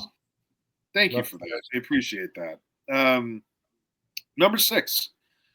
Oh, this is where my last statement is really going to kick in. My number 6 is True Romance. True, bro. Where? Now, you may not think that this is a romantic movie, but it has the simplest thing that a guy can get from a girl that may be one of the most like romantic things that I think is possible. She writes down on a cocktail napkin, "You're so cool," and just hands it to her boyfriend. And he holds it the entire time that they go through the mayhem that they do. And at the end of it, they're still in love with each other. Who's in it? You've never seen True Romance? No, who's in it? Christian Slater, Patricia Arquette.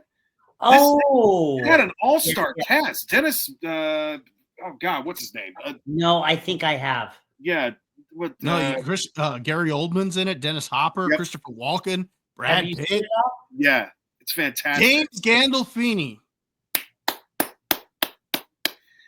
That's the scene between James Gandolfini and Patricia Arquette in that movie is brutal. So granted, it's got a lot of craziness associated with it. Yeah, I think I have.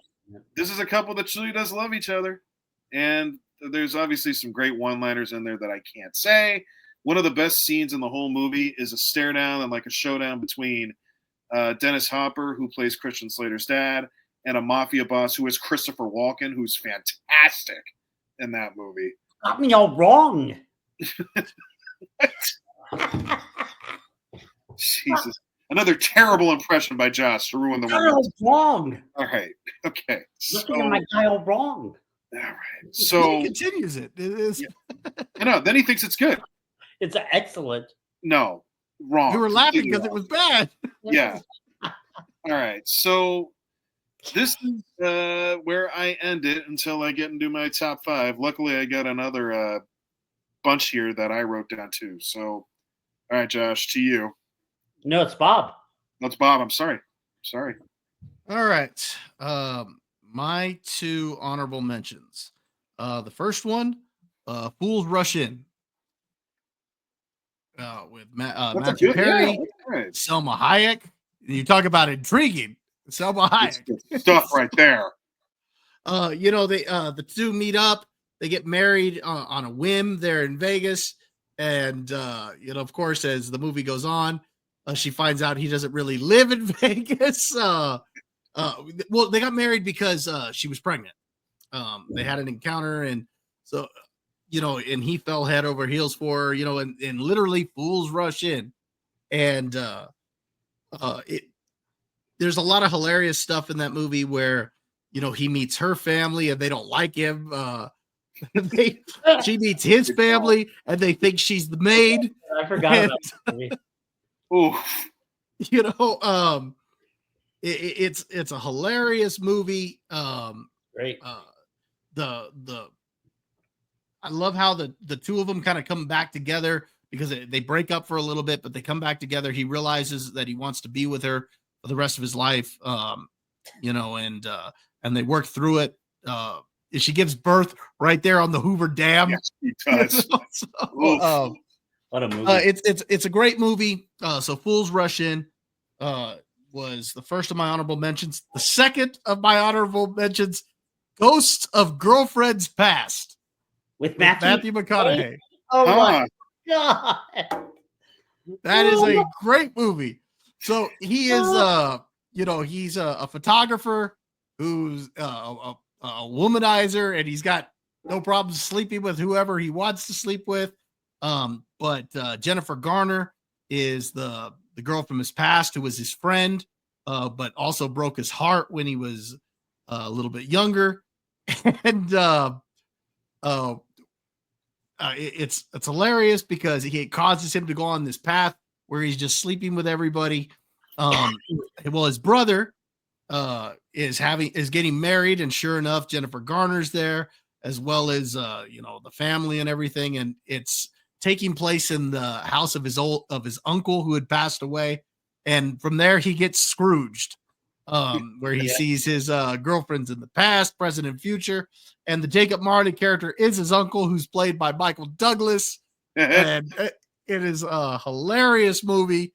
I think one of my favorite scenes is when it goes to the past and Emma Stone is playing his girlfriend of the past, and she's taking him all throughout the past, and she's all made up to look like a teenager because she was supposedly like his first one, you know, and so she looks like a teenager with braces and stuff like that.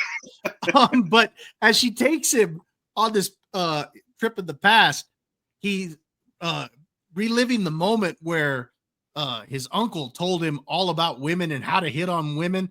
And she's sitting there. What's her name? Emma Stone. She's sitting there like, this is terrible. Why would he teach you this? And Matthew McConaughey's like, the prophet speaks. You know, it's great, you know. But of course, it's got the story basically of Scrooge, you know, where he changes around. He goes on this character arc, and at the end, he realizes that he's actually really in love with Jennifer Garner's character, and they get back together at the end of the film. But it's a fun movie. McConaughey's hilarious. It's got a good cast. It's a lot of fun, and it's kind of a cool take on the Scrooge story because it's not a Christmas story. Okay. Good play. All right, my honorable mention, number 7, The 40-Year-Old Virgin. Yeah. Love that movie. So good. Steve Carell and I mean, Seth Rogen is in there, and Jonah Hill makes a cameo, and I can't think of his love interest, what her name was, but Catherine Kenner, I think is her name. Maybe. Yeah. And God, that movie is it's so crazy. Just like the beginning, and then Elizabeth Banks, and he's like, I hope your trunk is big enough because I'm going to put my bike in it. And she's like, hello. Be like David Caruso in Jade. Yeah. That's one of the best lines in that movie that never gets mentioned in that. It's so good. And then, there's so many things I can't say, but it's just, what a great movie. And how I was going to ask you, is that an autobiography? Yeah, exactly. Oh, really? And no. But you did frame an Asia poster, didn't you? Of course.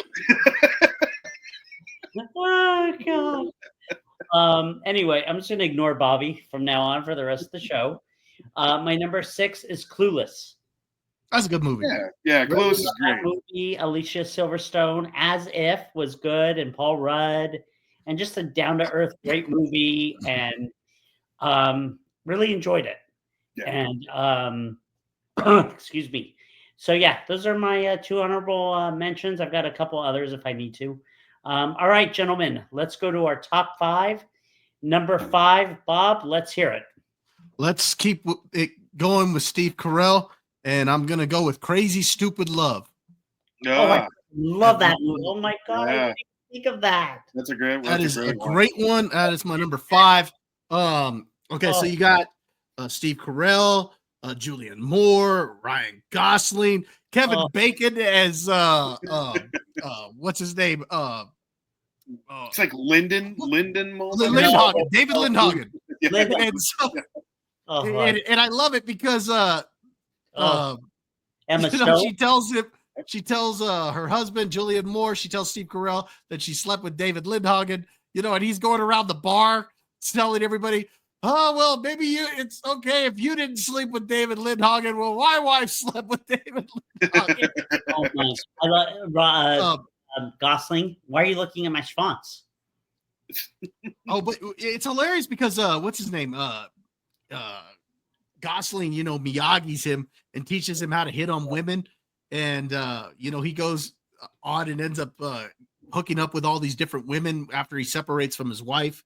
But there's all these little side stories going on. Gosling ends up dating Emma Stone. The Steve Carell's son has a thing for his babysitter. Steve Carell ends up hooking Julianne up with Moore. his teacher. Yeah, well, Julianne Moore ends up kind of hooking up with David Lindhagen again, or kind of beginning to date him. And it turns out Steve Carell actually hooked up with Marissa Tomei, who was the son's teacher. Oh, And all the stories kind of come together at the end.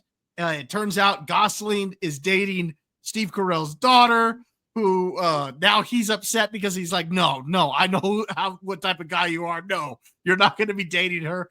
And I love it because it all comes to a head in that scene at the end where everybody kind of shows up at this little get together, and even David Lindhagen shows up, and he's like, oh, so you're David Lindhagen, and goes over and punches him, and he's like, do you know how much pain you caused my friend over here? You know? That is such a great pick. Oh, That is a great scene. I like where the movie ends too, because it hints that the two of them, Steve Carell and Julianne Moore, are going to get back together. right. But they never directly say that they're going to get back together. They seem to kind of come to some common ground, and it looks like they still love each other, but you just don't know where it's going to go from there. Overall, it's just a great movie. All the little subplots and how they all come together. Well-written movie. Great cast in that movie. Well done. That was good. When I saw that in the theater and the reaction when Marissa Tomei comes out and you realize that that's the teacher. I know. Because before they have this beautiful moment together as a husband and wife where they're really trying to figure it out and get back together, and then you get hit with that. And the audience reaction was absolutely priceless in the theater.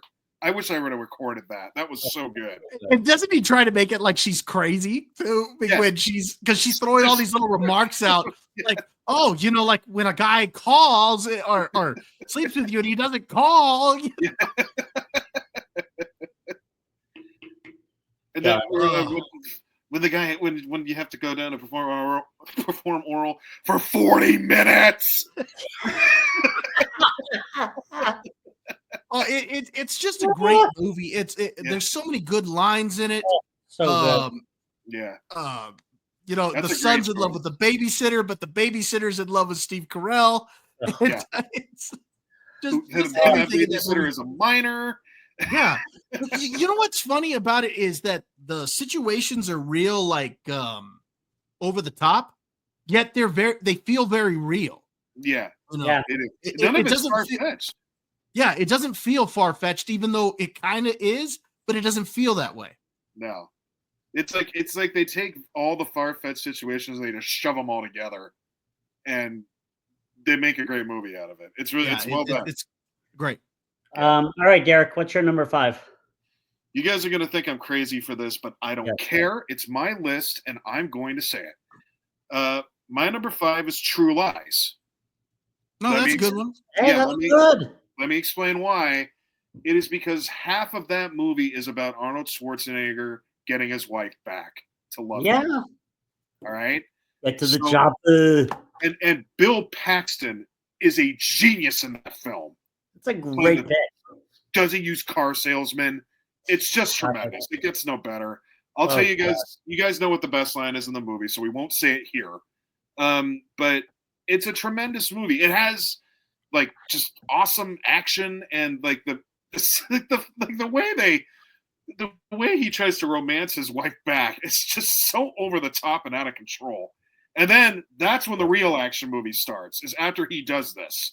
Yes. So it's great. Plenty of people have seen it, but it makes my list because that's a big romantic piece of it. So that's it. Okay. Arnold Schwarzenegger. Helen is having an affair. Tom Arnold, welcome to the club, buddy. That was a horrible impression. Tremendous. Horrible impression. Bob needs to work on his impressions. But you know what I do? You know what I do when I get like this? I just think about work. Let's just focus on work. That is funny. There's just so many good stuff. Oh, and the guy that he has to record the voice that he uses. Yes. He's like this real sensual, smooth. Do it slowly. Do it slowly. Do it seductively. And when they're interrogating his wife, Arnold's like, "So, do you mean you don't love your husband?" No, I love my husband. And then Tom Arnold like pipes in. He's like, "But he's not exactly floating your boat." Or the scene when Arnold gets the truth serum. Are we gonna die? Yep. Yes, we are. I'd say that serum's working. And you know what, you mentioned how a good portion of the movie is like this love story. That's what kind of makes it cool, is that it is an action movie, but it's got that love story element that you can take a date to with that one, and they would absolutely love that movie. They can go with it. Yep. Good. Shout out to James Cameron, man. He does the good ones. He does. All right. My number 5 is something I haven't seen in a very long time, but I remember seeing it in theaters and laughing and loving the cast. 4 Weddings and a Funeral. Oh, yeah. I missed that one entirely. Right? I thought it was Hugh Grant was great. Andy McDowell was in it as well, right? Yeah, I think so. Yeah. And it just was funny. It just, I don't remember a lot of it, but I just always remember, laughing and, things happened. The whole story went very smoothly and fast, and it was good. It was a good story. Very basic for me. All right, Derek, what's your number 4? Okay. My number 4 is High Fidelity. Okay. It is a great movie that is it's obvious it was based off a book. But in the book they reference God knows how much music, and they really do a great job of it in the film as well. But yeah, it's a film about pain, man, and breaking up and missing the one that you love, and how music all ties into that. The soundtrack is great just in terms of the music that they play. Jack Black gives a killer performance. That was, speaking of breakout movies, that was his. That's how America got to know Jack Black on a national level. John Cusack, you could say a lot about John Cusack in a lot of romantic comedies. There's one on my list that I have here, but another one I will mention, Better Off Dead, tremendous. Okay. So High Fidelity is one that just holds near and dear because the way it just ties music together with, falling in love and all the joy and pain that it can bring with it. So that's my number 4.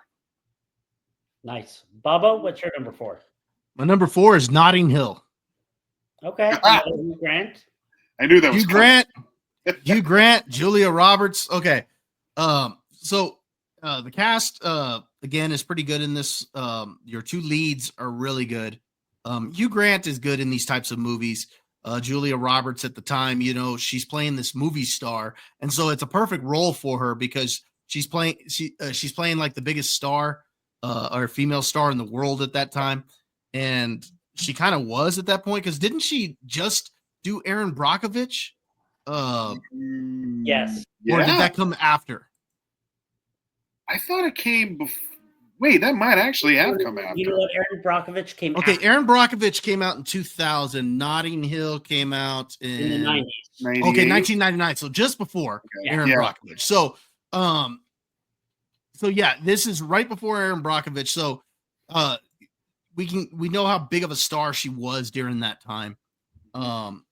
So it's a perfect role for her playing this movie star. It's kind of cool because in a lot of movies like this, where you got an everyday person falling in love with a movie star or a royalty or something like that, it's usually the lady who's falling in love with the guy. But in this case, it's the guy who's the average Joe. He's a bookshop owner there in London, and she's there filming a movie, walks into his bookshop, and they meet up. She ends up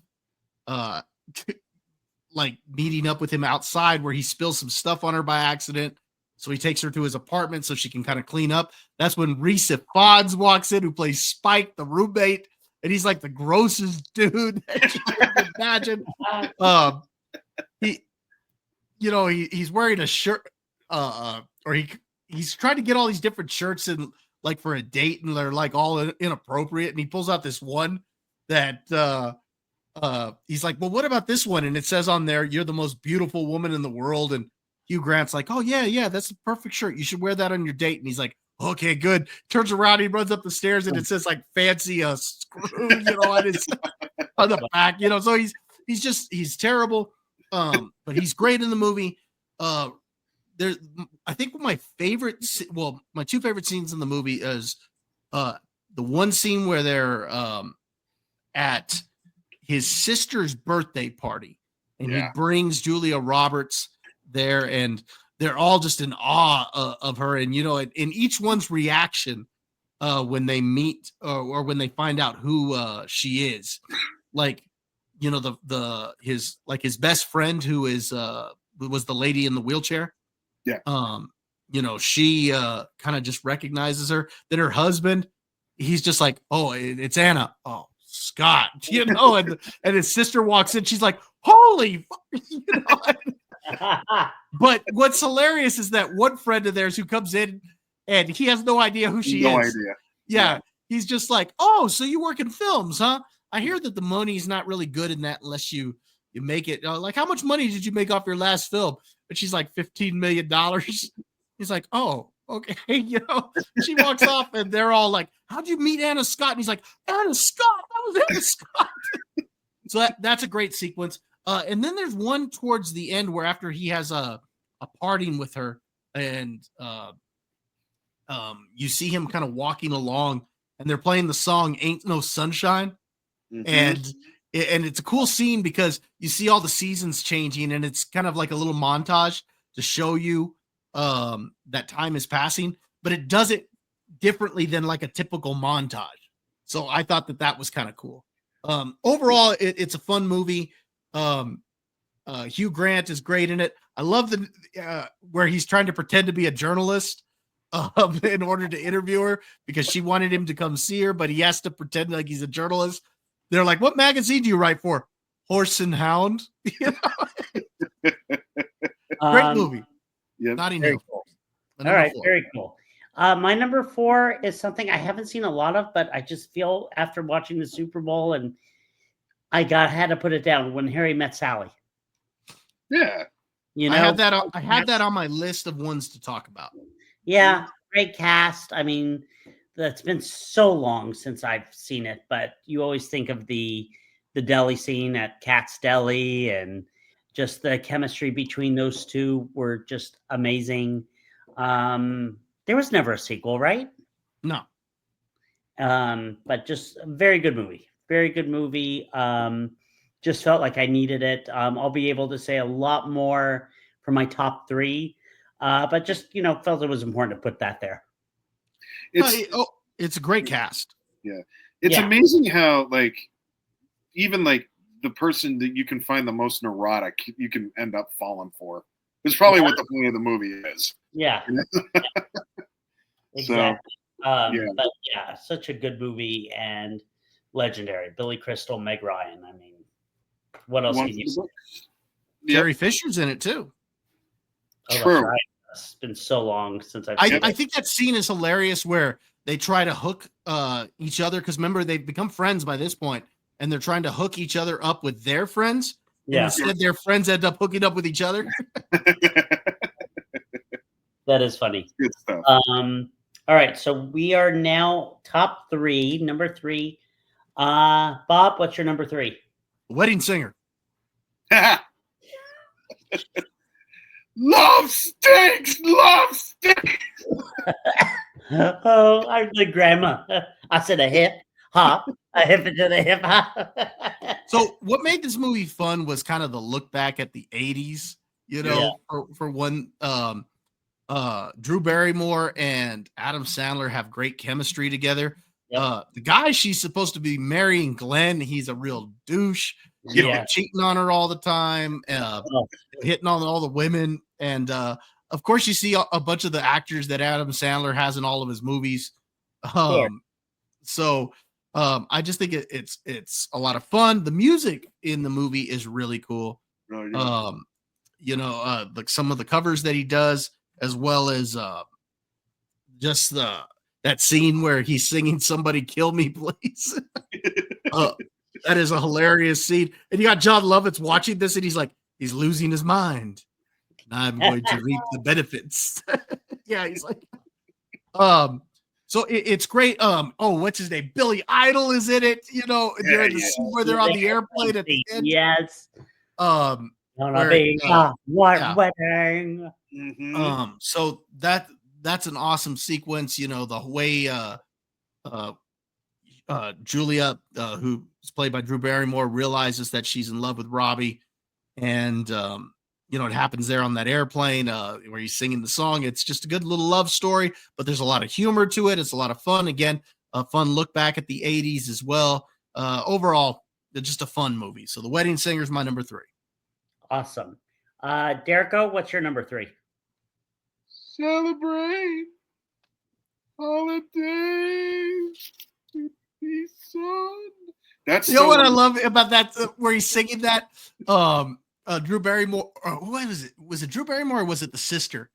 One of the two is looking at him singing, and he's like, "Why did he come back to work right now?" And the friend who had been encouraging him, "You got to go back to work," he's like, "I don't know why he came back to work." No idea. That scene where he just falls apart at that wedding was some of the funniest Adam Sandler stuff that I've seen. It's hilarious. Well, I have a microphone. Everybody's gonna find love except me, Fatty, the mutants over at table 3, Sideburns lady, and all the freaks at table 9. Yeah. What's funny is each one of them are like, yeah. Now let's cut the stupid cake before Fatty has a heart attack. And he's like, oh my God. I'm sorry. Okay. I will get you guys to focus.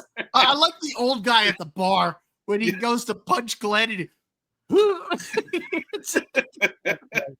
I'm sorry, I used to be much stronger. All right. Okay, I'm sorry. I had to get that out. All right. No, that's great. My number 3. This is an easy, straight ball down the middle softball. My number 3 is Love Actually. Okay. Yeah. I guess it's technically a Christmas. It is a Christmas movie, but there's a lot more going on there with all the stories, and it's lighthearted in all the right ways. Speaking of Hugh Grant, shout out for him being the Prime Minister, and doing that dance to what's that, Jump? I think it's like that '80s song, and he has like own little like dance sequence to it. The rumor is that he chose that song to do that too, which is even funnier. There's a lot to appreciate about that movie. It's tender in all the right ways. It's very warm. And great cast too. Yeah, cast is unreal in that movie. Liam Neeson, Alan Rickman, God help me out. Kira Colin Knightley? Firth, Laura Oh, Linney, I forgot about Colin Emma Firth. Thompson. Yep. Oh man, it's great. It's just a wonderful, lovely film that everybody can appreciate. Makes you feel good. Nice. All right. I just decided I'm going to switch my 2 and 3 actually because I think You don't have to tell us, Chuck. Yeah, just do it. All We were not going to know. my number 3 is Hitch. Yeah, I had that on. Yeah, I had that on my list too. Loved it. Kind of slapped you in the face when you saw it. Hello. No. Okay, never mind. Love Kevin James in that. Love. Will Smith was great. The advice when he's showing him how to dance, and he's like, "Just right here. You don't need to do anything else. Just right here." And then at the end for the wedding, he's like doing the robot and doing everything, and then Kevin James hurts his back. And it's just so funny. I thought the best thing of that movie was here you have Will Smith's character, Hitch, giving all these guys advice, fantastic advice, and he's screwing up himself when it comes to, oh my God, I just lost her name, Gosling's wife. Ava Mendes. Ava Mendes. Yes. Yeah. And just thought it was such a great movie. Just fun and entertaining, and just I thought everything about it was great. It's fun. I think my favorite scene. I was going to say, I think my favorite scene is where he's got that allergy to shellfish. Oh, but what's hilarious is because as he's eating this stuff, it just happens like all of a sudden he's just chewing something, he's talking to him, and then all of a sudden he goes, Mhm. and everybody's kind of looking at him like every time he goes, Yeah. How about when they're at Ellis Island and you're thinking, "Oh my God, it's so No. good." It's your grandma, and then all of a sudden, "Woo! Yes. Woo!" And then Oh, so takes your off. uncle was a psychopathic killer. Okay, that's good to know. Oh yeah. Oh, so good. Such I a good movie. apologize for bringing up bad memory. All right. Very, very good. All right, gentlemen, we are down to the top 2. Let's go with Derico. Break the Walls Down. What do you like? Did you have to with that? I did. Okay, let's move Yes, on. I did. No, we're not going to remember that anymore. We're done with that now. Number 2 for me Yes, Dad. is a movie called Swingers. Oh my God. Swingers is a guy's movie about the first love that you lose and how you have to get through that. Oh, is that a great movie? And That it is. hurts in every which way. Oh, You have the one friend that tries to like pick you back up on your feet. You Vince got the Vaughn. other one that you can talk to. Then you've got one who's, kind of sick of your stuff and has to let you have it. It's all of those things. And then eventually, finally, somehow, you find yourself on the other side. And that's what it is. Everything about that movie goes through all the things you go through when you feel like you have gotten Temple of Doomed by a girl. It's everything that a guy can relate to. And like he screws up in plenty of ways that guys can relate to. You've called that girl 15 times when you shouldn't have, and we've all been there. And then just the way that he eventually just sits and mopes and like the drapes are down and like he just refuses to go outside. I know what that feeling is like.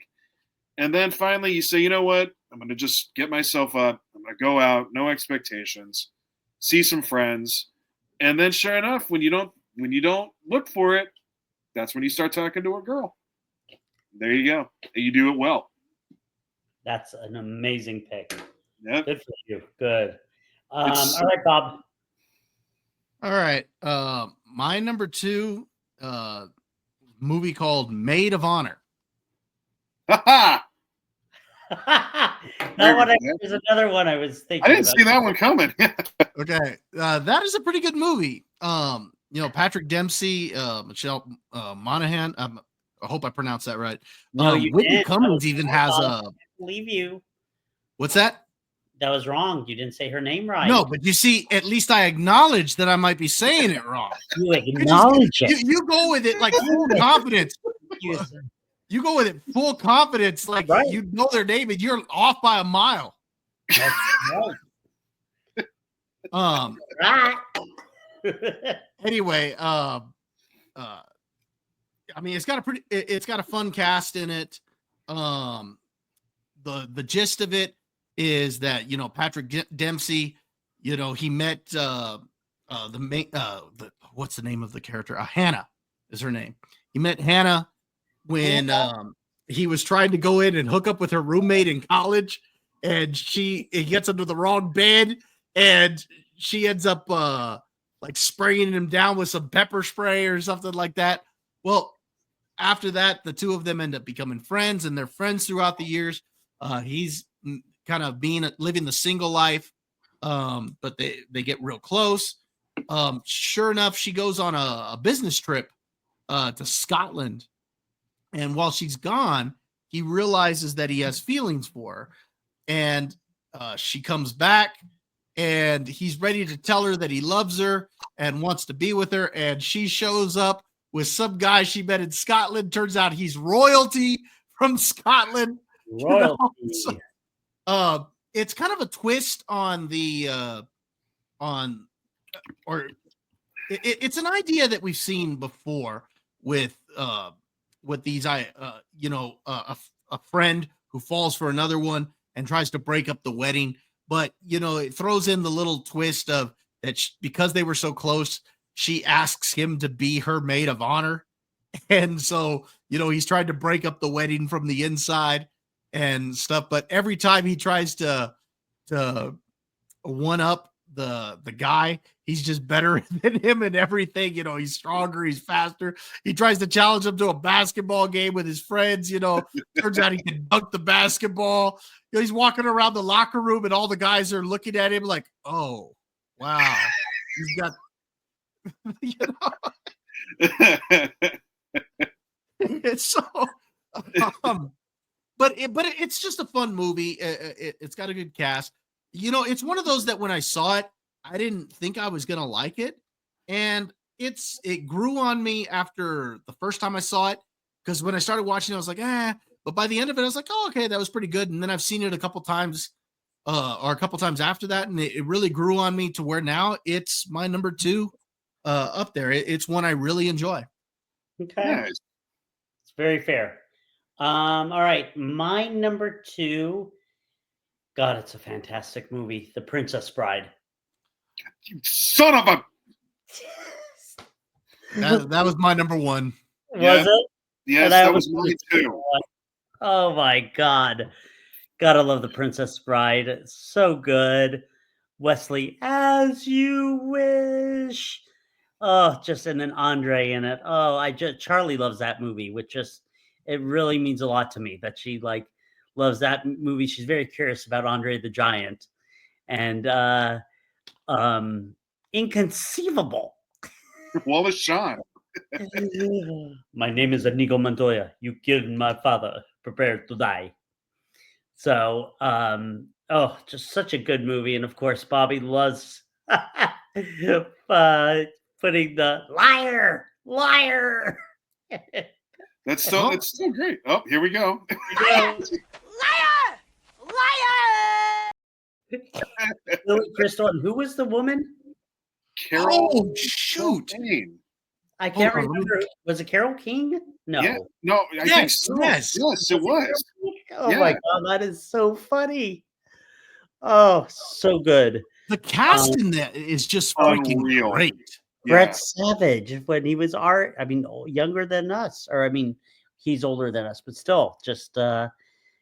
And then when Eels, Robin Wright, Billy Crystal, Manny Brett Patinkin. Savage, Manny Patinkin.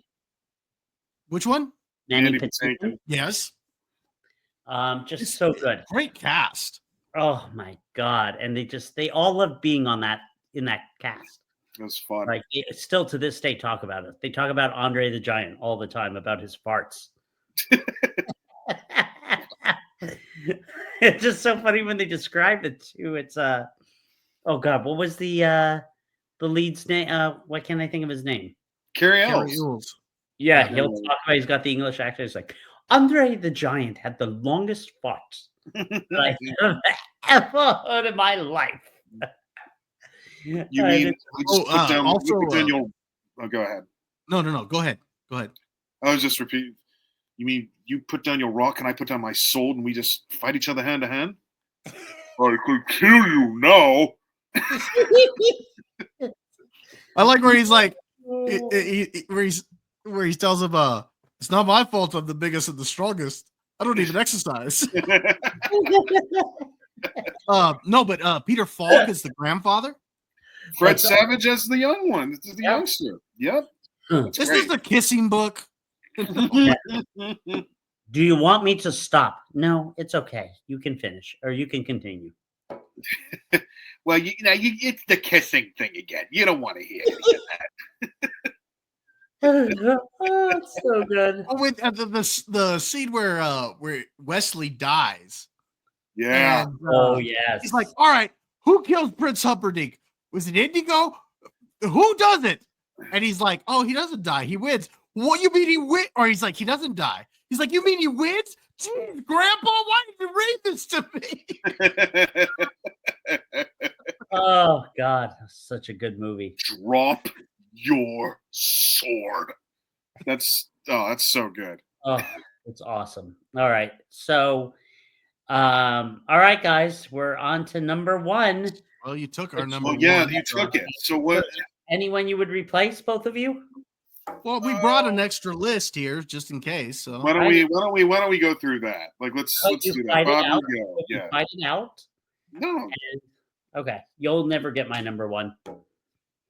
Oh wait, I forgot. Yeah, Josh, you haven't gone. Go. Oh, wait. yeah, go and give your number Go ahead, one. give your number one. You want me to give you number one? Mine is, oh my God. Hopefully, we'll take his number one. No, you won't. Mine is my best friend's wedding. Hold on. I lost the internet there for a moment. What did you say? My best friend's wedding. Did you hear Yeah, that, Bob? okay. Here's what's hilarious. Derek said that we talked after he came up with this topic. He says, if Josh picks my best friend's wedding, so he knew that's what you were going to go with. How did you know? I guessed, honestly. You have never, we can all, we've never discussed it. No, we have not. That's We've true. never discussed it. And I'm like, I bet you he says that. And Really? No. Yeah, Yes. he did. He yes, I texted Bob. That is so funny. It's not funny you picked that. That is funny. That's Well, your I number love my one? favorite part in that movie is the when they're in the restaurant and they start singing, oh God, the famous song, Forever Together, You Stole My Heart. I don't know. I just love it. It's a great movie. That And movie's that's terrible. friends and that she has, you know what? This is my list. This is my pick. I am allowed to do what I want. You put my best friend's wedding before the Princess Bride? I was close to swear. Well, then we would have all been, look, at least I'm different. Yeah, but at least we Crap, mega crap. Okay, that's enough, Bob. Okay, you know what? You just crossed the Well, line. I'm saying that because you put it ahead of the Princess Bride. Well, you know what? At least I picked something that the two of you didn't pick. I was different. You didn't pick Swingers. All the movies I said you didn't pick. Yeah, well, All of them. Both of you, shut up. Okay, well, go ahead and pick yours. Okay, from now on, I'm not. I just don't understand how you put that one ahead of the Princess Bride. I couldn't. I wanted to be different. I almost switched them. I didn't. Hold on. I didn't understand how that Did made you your list. do it because period. you wanted to be different, or you actually think it's better than the Princess This Bride? is, wait a minute. This is for Valentines and rom coms. That's what you told me, and that was from your list. That you No. told me. I You sent me said that list, and this was on that list. no. And I was like, I oh, that was a said great movie. romantic movies that guys would be into. You're stupid. Oh, I am I? Okay, Yeah. hold on. Okay, but here's the point. You had the Princess Bride at number 2. Who cares? Can we finish this up? No, I'm just trying to understand. How do you have my best friend's wedding ahead of the Princess Bride? I don't care if you're texting me, Josh. I can't get the text right now anyway. I'm not texting you. I know you can. Well, you better be texting your wife as an apology. He shuts his computer and I has to go to his room. I'm just surprised. The Princess Bride is like why are you making the greatest romantic film classic that a dude could You like. are a bully. Everybody out there, Bob is a bully. He's going to say, I haven't done anything. Stop whining. I haven't done anything wrong tonight, and Bob is the bully. So please. No, you just did do something wrong. Nope. Okay. In my opinion. You know, your list was honestly just fine until that. Okay. No, Josh, it's just that you say it's that you said I was trying to be different. So do you really think that it's better than The Princess Bride? I just want to know. Or did you do it because you wanted to be different? I wanted to be different, but you know what? We're going to get rid of it, and I'll put Coming to America. There you go. That's my number one. No. You can keep it up there. I'm just curious that No. I'm just curious because you said I'm trying to be different. Yes. So was that genuinely your number one ahead of The Princess Bride? That's what I had. That's what I had written down. So that I think he knows The Princess Bride is number one. Okay. Yeah, that's the thing is because you're saying, well, that was my number one because I wanted to be different. Are we done? No, we're not. Okay, that was wrong. That blows my mind, man. Yeah, that really does. Wrong, and you know it was wrong. I'm going to be honest. I thought all three of us were going to have The Princess Bride at number one. I thought so too. Honestly, I'm like, we're all going to say it. Like, I honestly thought that. But All right. I feel like Bill Belichick throwing down a challenge flag right now. All right, good show tonight, gentlemen. We haven't talked about our other ones yet. Nobody cares. Well, we're going to say them anyway. Bob, if you would, please. As you wish. All right. I also had Coming to America on the list that I was going to talk about in case I had to. Pretty Woman I had on the list. Oh, yeah. The Proposal with Ryan Reynolds and Sandra Bullock. And Sandra Bullock. That is a freaking good movie because she plays that she's like the head of like a publishing company and he's her secretary. It's a fun cast in it. You got Betty White, Craig T. Nelson is in it. So yeah, it's a fun cast. How to Lose a Guy in 10 Days I also had on there. Good. Matthew McConaughey and Kate Hudson. Fun movie because she's writing an article on how to lose a guy in 10 days. So she picks him to be the guy. Then she's trying to do all this crazy stuff to get him to dump her, but she doesn't know that he's a marketing executive. And he bet his boss that he could make a girl fall in love with him in 10 days. So he's sitting there putting up with all the stuff that she's doing just because he's trying to win this bet. And so it's a great movie. But my favorite scene is where they're playing Bullshit, the card game. Yeah. And it's just a hilarious scene, the way that they handle that, because he was like the best one in the family at playing the game, and she starts beating him, but he finds out they're all cheating, like they're giving her signals about his cards and stuff like that. and when he finds out, he's like, bullshit. Fun movie. Those were my other choices. All right, Derek. I did have Notting Hill on my list, which was good. I did have Hitch on my list. Okay. Now, is Hitch better than My Best Friend's Wedding? Absolutely. No. Just kidding. I'm just busting you guys. No, you're not. You put it no, you're there. not. You're not.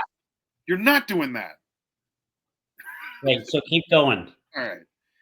I'm going to get a little off the beaten path because it's too funny. No, you're not allowed to. You're not allowed to. I've been off the beaten path. Shut up. Hush. I'm going to say there's something about Mary. That is not a bro. No. Yes, it is. Absolutely, it is. Greatest comedy of all There's time. 12 guys in love with that girl at the end of it. No. Come on. What about Brett Favre?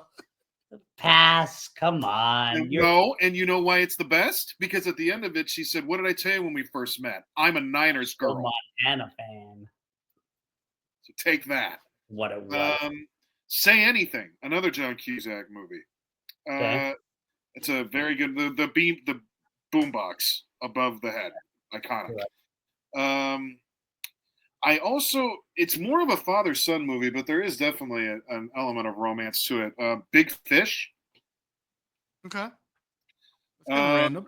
How about a fish called Wanda? Would that be considered That's a comedy. That's comedy. Really? Mm-hmm. Okay. Yes, absolutely. Okay. And yes, there's some romance to it, but I would consider it more comedy and like kind of heistish than romance itself. Yeah, probably. Although that's like maybe my dad's favorite movie ever. It's hilarious. Don't Call Me Stupid. Let's see. There's another one that was actually not too bad that I really like called While You Were Sleeping. Oh, I almost put that on my list. That is a really good movie. Yeah. Sandra Bullock, Bill Pullman. Yeah, it's really it's really good. really good. Peter Boyle as the father. Yes. And then like the next door neighbor, what's his name? Joey? Oh yeah. Was it Joe? Yeah. Yeah.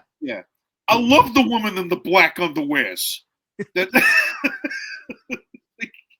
I don't know why that tickles me to this day. I think it's hilarious. Then you and me Icecapades on Friday, and he walks off, and then he comes back, and he's like, "We had a date." He's like, "No, we didn't. You said you wanted to go to the Icecapades." No, I didn't. That's a good one. I'll throw this another one. Just shout out to Mom, it's one of her favorites. But Moonstruck.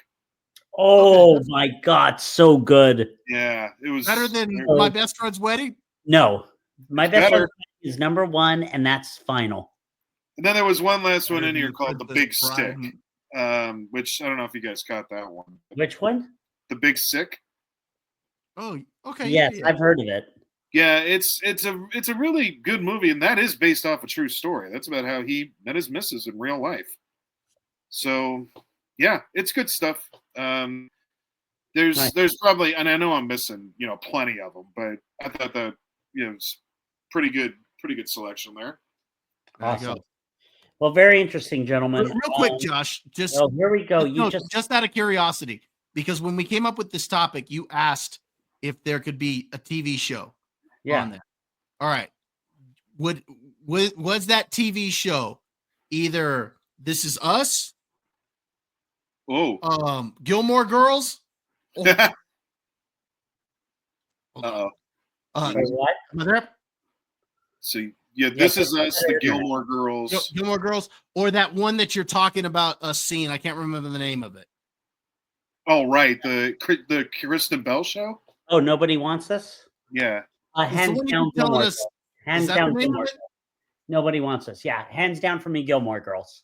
Okay, so that was the one you were gonna. That was the one. Yeah. Okay, I was just curious because I was pretty sure that it was Gilmore Girls, but I was like, it could be these other two also. See, you missed the boat. I wasn't even thinking of. You missed the boat on that one, Josh. There's a show that tops that. What? That's The Wonder Years, my friend. Yeah. Wonder Years.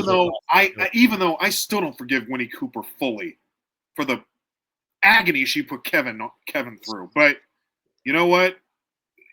It ended up the way it ended up, and that's that. That may be my favorite. Like, hey, he dodged a bullet on that one. He ends up marrying someone else. That's true. Good point. Yeah. Yeah. She went and joined like the Peace Corps or something like that. And they say at the end that she comes home and he meets her at the airport with his wife and his 2 or 3 kids or whatever it was. Horrible. Yeah. No, that's life, and that was the whole point of the Wonder Years. Yeah, that's a very well done show. That's probably the one I would put if we're gonna do TV shows. But maybe we should save that for next year.